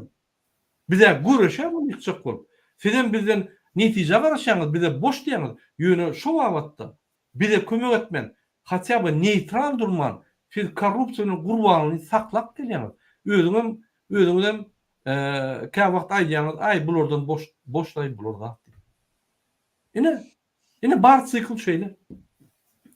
Siz näme pikir edýäňiz? Akly tapara, siz gülýäňiz bolýan. Siz näme pikir edýäňiz? Men bir Doğru aýdýanda. Yo, aýdýanda adam dogry, şol üçin iç ýananyňam bir gülküsi bar diýär etmen. Çok çyn gülýände. Gaty dogry aýdýanda. Ol boş diýär, ben aýdaýyn, men näme çyn gülýände düşündirýän. Bular aýdýar, 30 ýyl bäri görüşýär, 20 ýyl bäri görüşýär. Hiç de adam edip bilen o bular diýär. Şonu diýen adamlaram edilsen aýdyşyň ýaly gidip häkimede pul berýär, para berýär, polisiýe de para berýär, gelip emkeme üstüne dudak gelse gorkudyp oňa da para berýär. Şeýtdirmem şol rejimi saklaýarlar, ekleýärler, çiýdirýärler, ýel berýärler. Ondan şonunun gorkup oturýarlar. Ol nime ýaly ýanky gadymy but paralar var. Palçykdan Hudaý ýazap, soň şu palçykdan öz ýazarmy Hudaýynyň öňünde ommorup şondan zat dileýär, şowluk dileýär, nime dileýär. Türkmeniň ýagdaýy şu wagt but paradyň ýagdaýy. Niýazowdan eşek başydan Türkmen başy diýip ýasadylar. O nimeden hem inni Gurbanullah'nam o arkada diye serdarlar arkada diyorlar. Buyur bulaşık. Onu mene doğru işi ecelerim şunun adını doğru tutup bilir ödemek da. İni sonunum yine de şu but paradan şu palçıktan Hudaýa da şonunu dile gedişleri ýaly inni şu öz çiğsiren boş böwünlerinin erkin durmuş dileýärler. Gowdat dileýärler. Bolmaz adamlar but para bolman. Öz adatlygyňyzy özüňiz gadan. Erkiniz öz eliňizde bolsun. Prezident diýen adam, ol bir wezipe, onu hudaýlaşdyrman. Ol bir göne birini öldürüp basyp alan adamdan, hökümeti basyp alan adamdan öňünde epilmen, dökülmen, ommolman, beýtmen adamlar, siz türkmen, bizim ata-babalarymyz hanyň birinem eline oşamandyr. Serdaryňam, ol sultanyňam eline oşamandyr. Şolaň öňünde epilmendir, ommolmandyr. Beýtmen, siz öz ata-babalarymyzyň mazaryny aglatman adamlar. Siz hiç kimin öňünde baş egmen, başyňyz dik bolsun. Egilmez başyňyzy bor bolsuň öňünde egmen ahry. Başyňyzy belent tutup ýaşaň. Bir ýekece gerek berilýär ömür diýilende. Näme beýdişip ýörsiňiz? Görüşün alın öz erkinizi. Hökümetde prezident diýilen adam dine saýlanmaly, özüm bir taýpadan ýa bir tireden saýlanmaly ýa bir vilayetden saýlanmaly diýen adat ýok. Her Türkmenistanyň islenlik ýerinden saýlanmaly. Bolmaz beýle zat. Ol nähili? Ol dine bir taýpadan ýa bir tireden saýlanyp tursa, bir vilayetden saýlanyp tursa, onuň bir döwlet bolmaly. Onu beýleki vilayetlerim onu öz başına döwlet bolmalylar. Sebäbi onun ýaşap ýöreniniň Türkmen döwletinde peýdasy ýok. Ol mudama prezident diýeniň bir vilayetden, bir tireden, bir taýpadan saýlanjak bolsa, onuň bir döwlet bolmaly. O döwlet bolana ol bir millet bolýar, bir tiren döwleti ýa taýpam döwleti bolýar. Doğru.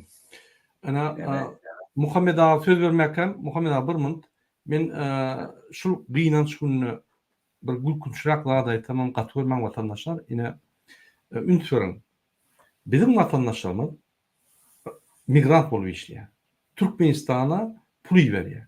Ondan Türkmenistan'da bir problemi bolsa, daş bolansam, näme bolýar? Ha, bir plana var, şu hekime ilk gaýdar 5 mandan berin agzyny yapar.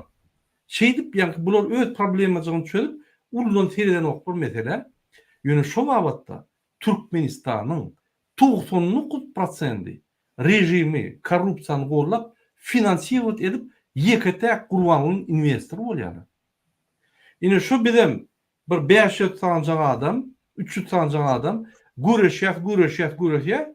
Bularyň investor gurbanlyň sistematyň investory bolup, gurbanlygyny gollap, bilmän gollap hereket edýärler-de bize gen görýärler. Ay siz şu burada durmaýan siz utuýlan okdy. Biz 300-500 adam bütün halkyň garşysynda görüşdüňiz bolýar-da. Siz gurbanlygyň tarapyna geçdiňiz bolýar-da. Şu zatlar kelleňize aýlan goýuňyny pul bermäni. Bolan okmy, bolma azık jebirçek hemme narxlar gaçýar. İyi vermem. Murat Oğraydı. Pul iyi vermem. Murat bağışla. Murat da Oğraydı. Adamlar para vermem. Hükümet işgärlerine. Çözülmen galsın. Jebirçek mi doğraydı? Para vermem. Siz para verenizde ajdarham agdyna et berýäňiz. Ol ajdarha da soň ýuwdarha bolýar. Bollum da ne ýuwdarha. Eger Niýazow ajdarha bolan bolsa, Gurbanuly Serdar eýem ýuwdarha boldy. Hudaý taklasyn inniki geljek ýuwha bolar. Ýuwha bolan ol bütün milleti ýuwdar ýok eder. Şoň üçin hem şu ýuwdarha ýuwha öwrülmäke hökümeti öz elinde aljak bolun. Biz hem daşary ýurtlardan kömek edeli. Näme kömek gerek bolsa teoretik taýdan, praktik taýdan biz eger mümkinçilik görese şu Türkmenistanyň kanun esasyny, konstitusiýa esasyny görüşmäge mümkinçilik görese şol gün biz barar, gaýretmäň. Gelin şu taýda gaýratyňyz bolsa, şu taýda din diýen adamlara öňünden aýdyp goýan. Barar, şonu siz hem öýüňizde ýatmaň. Gaýrat edin-de çykyn, hemem halkyň azatlygy üçin göreşin. Sağ olun. Muhammed abi söz verin. Muhammed abi başlansınız. Deme, yan kayıt yerlemez hem de doğru men demem yok. Yöne men biraz başkaçarak teretiyende. Ben de bizim halkımız tarihi tecrübesi yok. Devlet dolandırış tecrübesi yok. Şol çinem nämetçeğini bilen aklı. Birden sistema yıkıldı. Öz-özünden Sovet Soyuzu dargadı. Alcıladılar nämetçeğinden. O zaman bir yerine Nemet Beli önkü Türkmenistan'ın tarihinde de falan kan, falanca, falan beyler.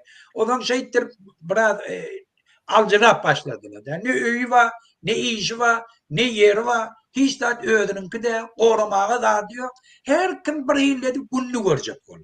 Bolun vaka şu. Öyle 32 yıl bir daha da subut etti.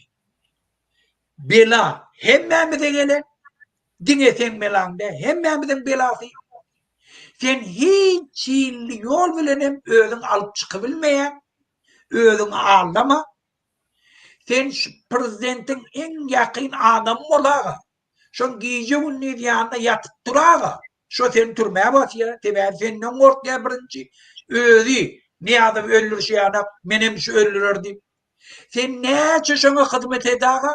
Sen birinciden türmeye bas ya. Ol ayakta koçede geçberen adam basana. Seni bas ya. Teber elinde pulun bağlığını bil ya. Sen şuna kov potansiyelini kov göredip bileceğini bil ya. Seni vurup öldürmeyi bilenem. Halka ne diyecek ol ya? Sizdeki var problemalar menler edeme. Şu karamda adalet üretkedim. Seni bir avra emet ya kaytam.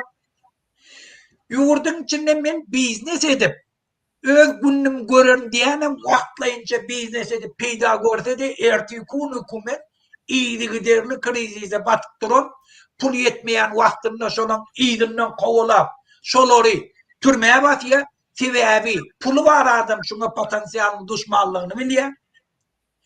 Daşar yurda gidip men öz çağam taklarını yenem daşar yurda gitti yurduna barıp bilene barsa çıkıp bilene çağasında pul uğratacak olsa viziyatke vermeli. Anırdaki çağalarını okutacak olsa Moğollamına pul vermeli. yaşayacak bolsa pul tölemeli, dem alacak bolsa pul tölemeli. Türmeye düşüp türmede de bir men asuda yaşarlıysa türmede de dem alacak bolsa türmenin başlıklarına pul tölemeli. Şol için bir tecrübe bizim halkımızda indi var. Şu beladan yekelikte bir tıpı bilmeyen. Şu beladan tıpacak olsak bilelikte tıpmalı. Şu oturan ajdarhala sizin hemmenizin kanına teşne. Hatta Berdi Muhammed diyen adam öz çağalarına, aktıklığına da rahmetmeye. Sebebi özünü saklayacak olsa olurum bulaştırmalı. Şol için bulaştırıp otu. Serdarı getirip olala ki ne elac edeyin adamı robot yana edip halkın önüne bir avra ediyor. Şun eden cinayetlerinden son ola da sağaman sıpmaya. Şol için bizim halkımız şu prosesi kellesine admazgavat etmeli. Ne dışarı yurda gidip öz gününü görüp bilyerler. Ne Amerika'da gidip ağırda putadım pul uğradım ağırda cahit alıp men cahit alarım sonunda arkayın yaşarını bir direk böyle köy fikir etmesinler. Ağırda talan cahini yıkıyarlar. Yurda barıp bilmeye, barsala çıkarmayarlar.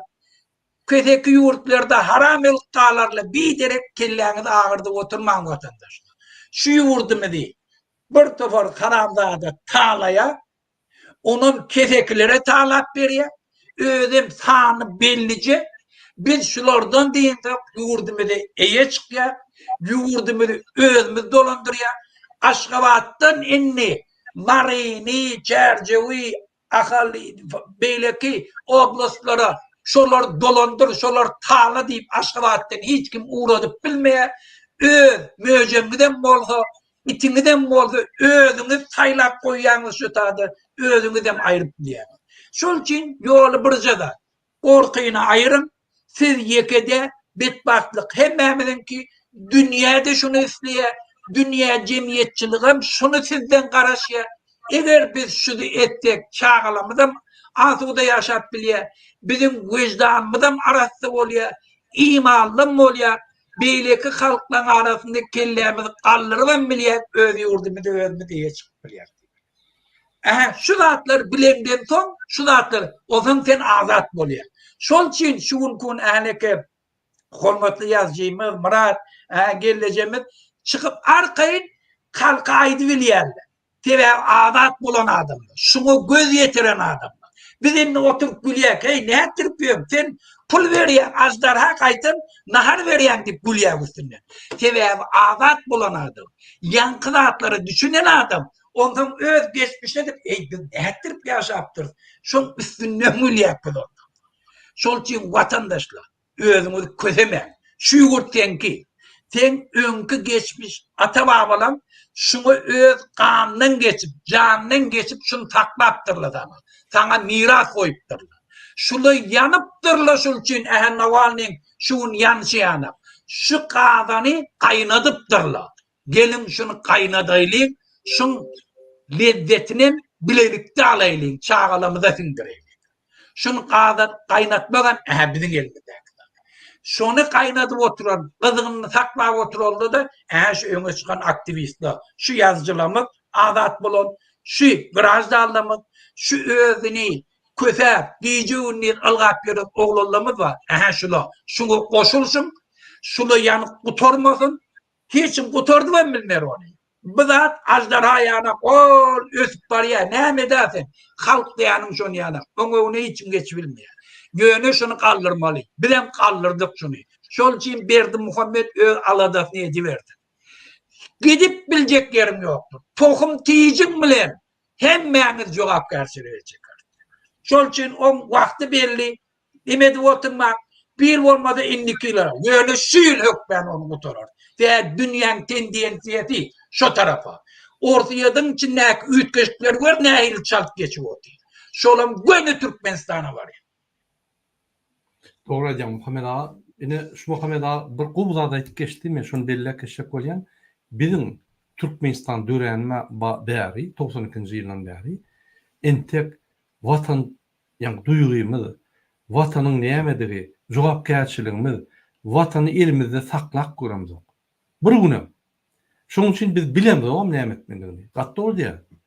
Biz intek watançylyk hakymyzy we jogapkärçiligimizi duýup göremizok.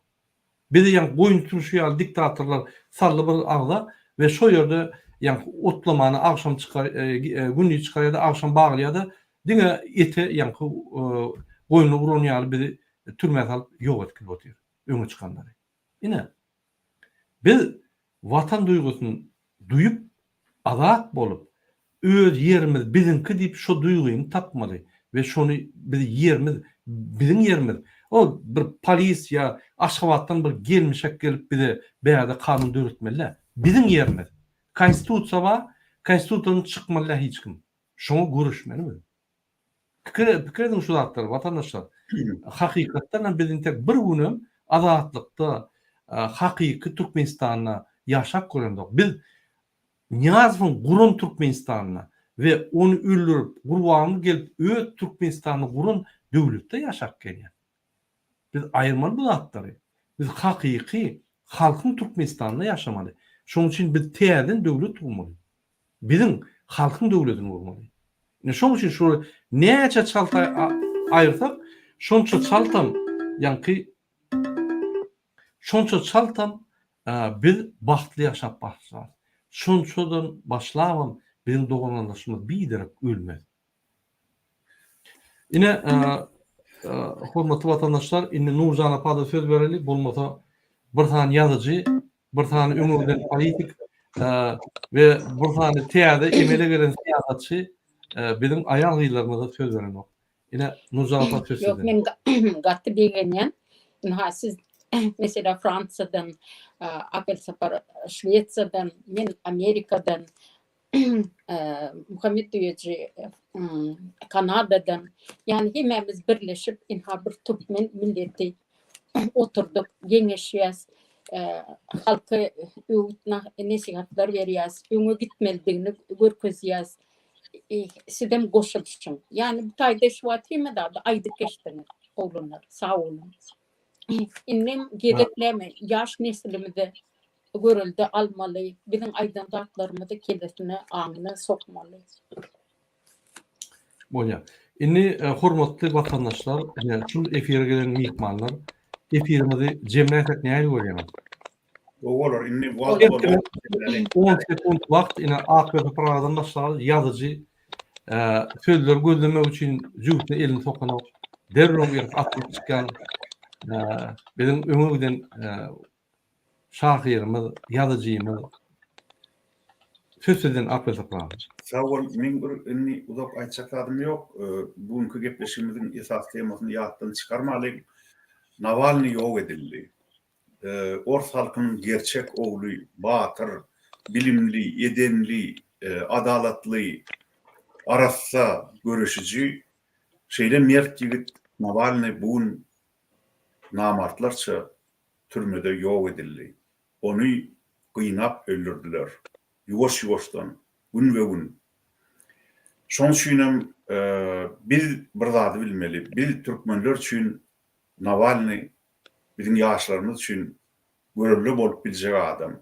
Ýene bir gede gaýdýan. Bu ýola çykanynızda bir zady düşünin adamlar öňünden. Uzakçyl bolun. 5 gün görüşüp ay men ýadadym, ay bu halkdan zat çykmaz diýip elinizi salgap ýoldan solup gitmän.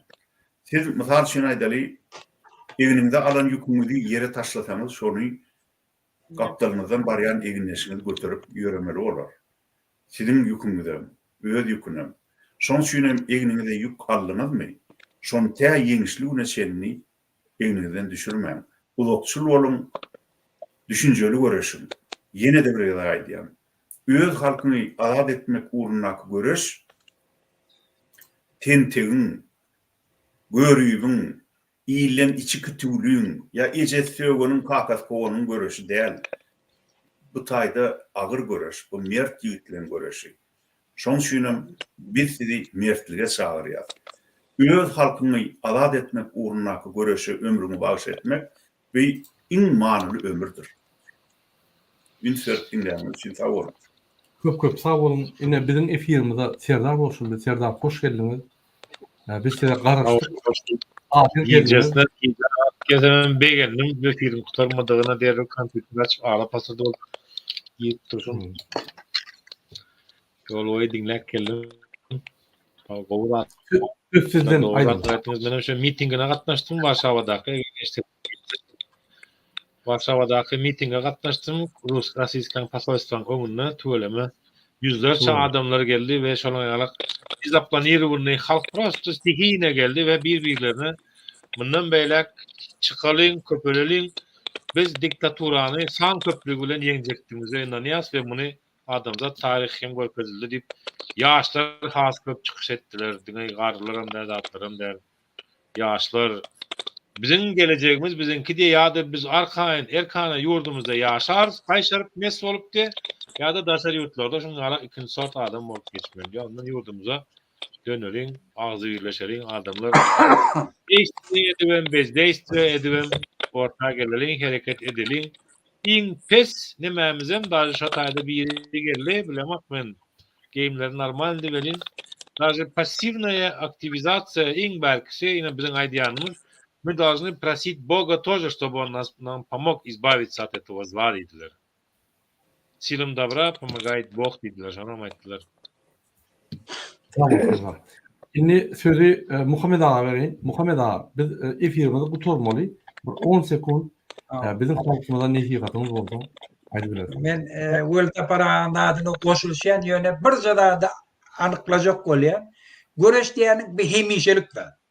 Aha şu an Amerikan için gör, Kanada'da hem yerde. Görüş bir yurtta den hemişe paryadak bolor yana, korrupsiya bolmor yana, kanunçuluk bolor yana, öz hakkını talep etmeni olur. Bir hemişelik var. Bulçun hükmen kahraman olmak gerek ki. Bulçun azat devletlerde tam azar emerler. Yönü öne çık yani. Men gelecekte ahleke siyasetçi olacak falan olacak. Öne çıkıp yol başçılık edecek olan adama yan golta parağın aytiyan daha doğrular. Yolda taşlama. Taşlayıp tıfık bilersiniz bu kan deyme. Diktatörlerin canını da kanını da teşnedir. Şol için men öküldüm yine burada ettim sesim çıkılmasın mağa da deymer mıka deyme. Bula diyer. Şol için hem aktif şulurda katnaşarlar. İyidi bir derli, birbirinizi hormat koyuna, birbirinizi kollap, beyleki adamla şuna koşuluşmağına, sizi kollamağına çağırıp, bilelikte şu beladan diyeyim var. Bilelikte eğer şu beladan, dini olsa kemişelik. İnniki gelecek belalardan yine de dinar.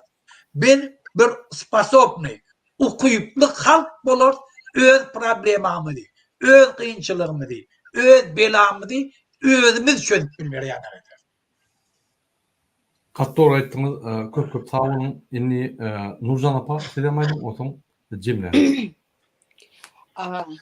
Türkmen halkından yüzlemek isteyen, bugünkü Navalny yalı, İlya Yashin yalı, Karamurza yalı, yine de köp onların opozisyonu harekette adamları var. Bizim Türkmenistan'ımızdaki Mansur Mengelov yalı, Murat Bişemov yalı, yani yine de bir giden oğlanlarımız var. Görüldü almalı. Edirşan yalı mert yiğitler olup vatanımıza dönüp gitmeyi yani bize müyesser etsin. Şun yalı yani ne edelim?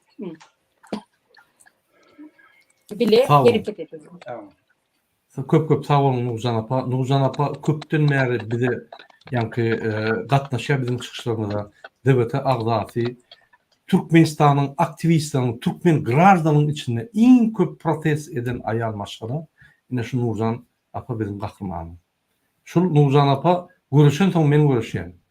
Men kağıt ya adam mağazan diye motivasiya veriyor benim yeni başlayan. Hurmatlı vatandaşlar, katı doğru belirleşti Nurcan Apa. Yine Navalny yalı Türkmenistan'ın türmelerine Alamrat Korkhanov, Murat Düşemov, Mansur Mengelov, hakiki kahraman Mansur Mengelov türmede şu yerde kanun esasında adamlar halat ediyor. Hacif öwrün şudatları. Türmede halat ediyor adamları. Şu yerde adamlar çürüymen zapasovka diyorlar. Yani şunu min gelip yapıyorlar onu çürüymen hem Aystan'da zapasovka diyor. Hiç kim gıyran o var. Sizi öldürürler, çıkman öne ediyorlar şolar. Ve şunu boş odiyorlar. Yine şu reali bizim kahramanlarımız var. Yine tizden biz ıglan ederiz. Tiyade protesti.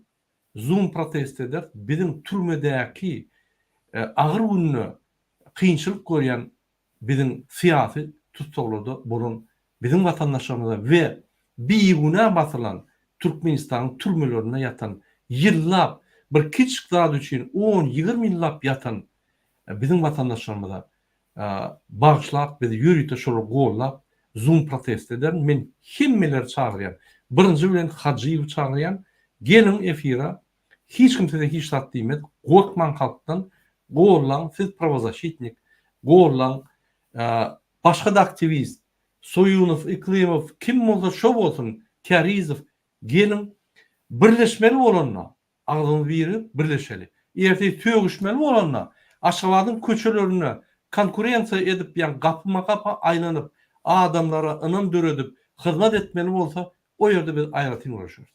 Yani her şu diktatör karşı bir adam olup biz gerekli yerde hem özümüzün yani emosiyalarını qara ayırıp biz birleşmeli şu yani protestleri türmede yatan adamları qo'llamalı.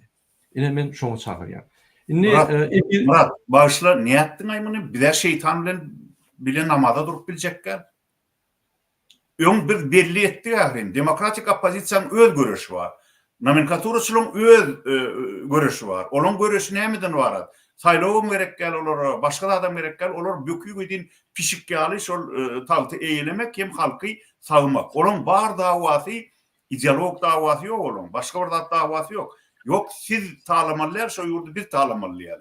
Yani biz şol adamlar bilen birleşip namada durmalı. Yok, yok. Yapıladın hem için yine kaytalap şol bir yalmışı 2, 3, 10, 20 gerek kaytalamalı. Ol halkı ağırlamak oluyor Murat.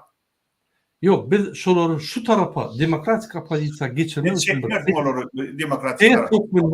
Çekmez demokratik tarafa olur çekilmez. Biz onu görüp geliyoruz 32-33 yıldan beri. Görürüz. Biz çağış ediyet himmetine. Ne olsa Türkmen granjdanı. Gelse gelir gelmese yerini bilsin. Boldu. Yani biz demokratik öz pikirlerimizi pulu da satmaz. Yani ya da başka da satmaz. Bir dakan sabider. Şoň için golyan olsa bir 10 minut golyan olsa gelsin gollasın. Son öz işi bilen olsun. Yani yine şu ýaly politizaklşonlaryň protesti yani siyasi tarapdan ölüp durun yine Navalny Türkmenistan'ın türmelerinden ölüp durun adamın gollamalı vakti olsa gollap bize gelsin. Başka öz siyasi yol biz onu birleşmeden bilen demokrasiýany gollayýan yok. Ýöne şu ýaly açık manifest açık protest edýär. Indi efir jemlemek üçin men bir video okujak. Şu Navalny'dan gowy adam aýdylmady şuny. Şuňa biz efirimizi tamamlar. Navalny öz sözünü meni öldürürler, ölmekle aydan söyledi. Meni öldürüp bilerler. Men ölsemem, siz durmaň, görüşü dowam edin diýip aýt getdi. Şoň üçin şuň kören aktivistler ölübemler, öldürülbemler ýöne görüş dowam etmeli. Şuňam ertir Muhammed Ağa prezident bolsun, Akbel Tapara prezident bolsun, Nurjan Apa prezident bolsun. Tapawdy ýok. Konstitusiýany gorumana görüşmeli. Kim bolsa şo bolsun prezident. Hiç kime konstitusiýany illetmeliler. Şoň üçin şunuň bilen efirimizi tutarýar. Hormatly vatandaşlar, şul DWT platformasyna gelip çykyş edýän demokratik opozisiýanyň iň aktiv wekillerine de men sag bolsun aýdýan. Biz şuň DWT ya Erkin TV radio ya Erkin kanalynda onu hiç tapalmady. Bizim gymmatlyklarymy biz şo gymmatlyklara görüşýär. Şuň kunna biz agzybir görüşýär. Yine onu şunun näme hormatly vatandaşlar efirni tutarýar. Bu tormaka men Navalnyň aýdyp bilen ölmekle aýdyp bilen sözlerini oýjak bolýan. Şu sözler size eşitdirjek bolýan hemmemde degişli.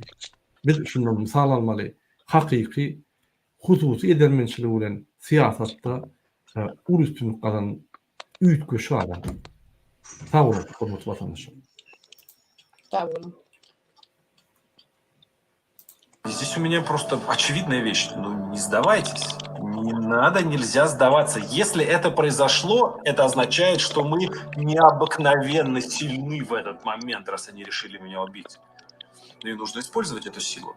Не сдаваться. Помнить о том, что мы огромная сила, которая находится под гнетом вот этих вот чуваков плохих, лишь потому что мы не можем осознать, насколько действительно мы сильны.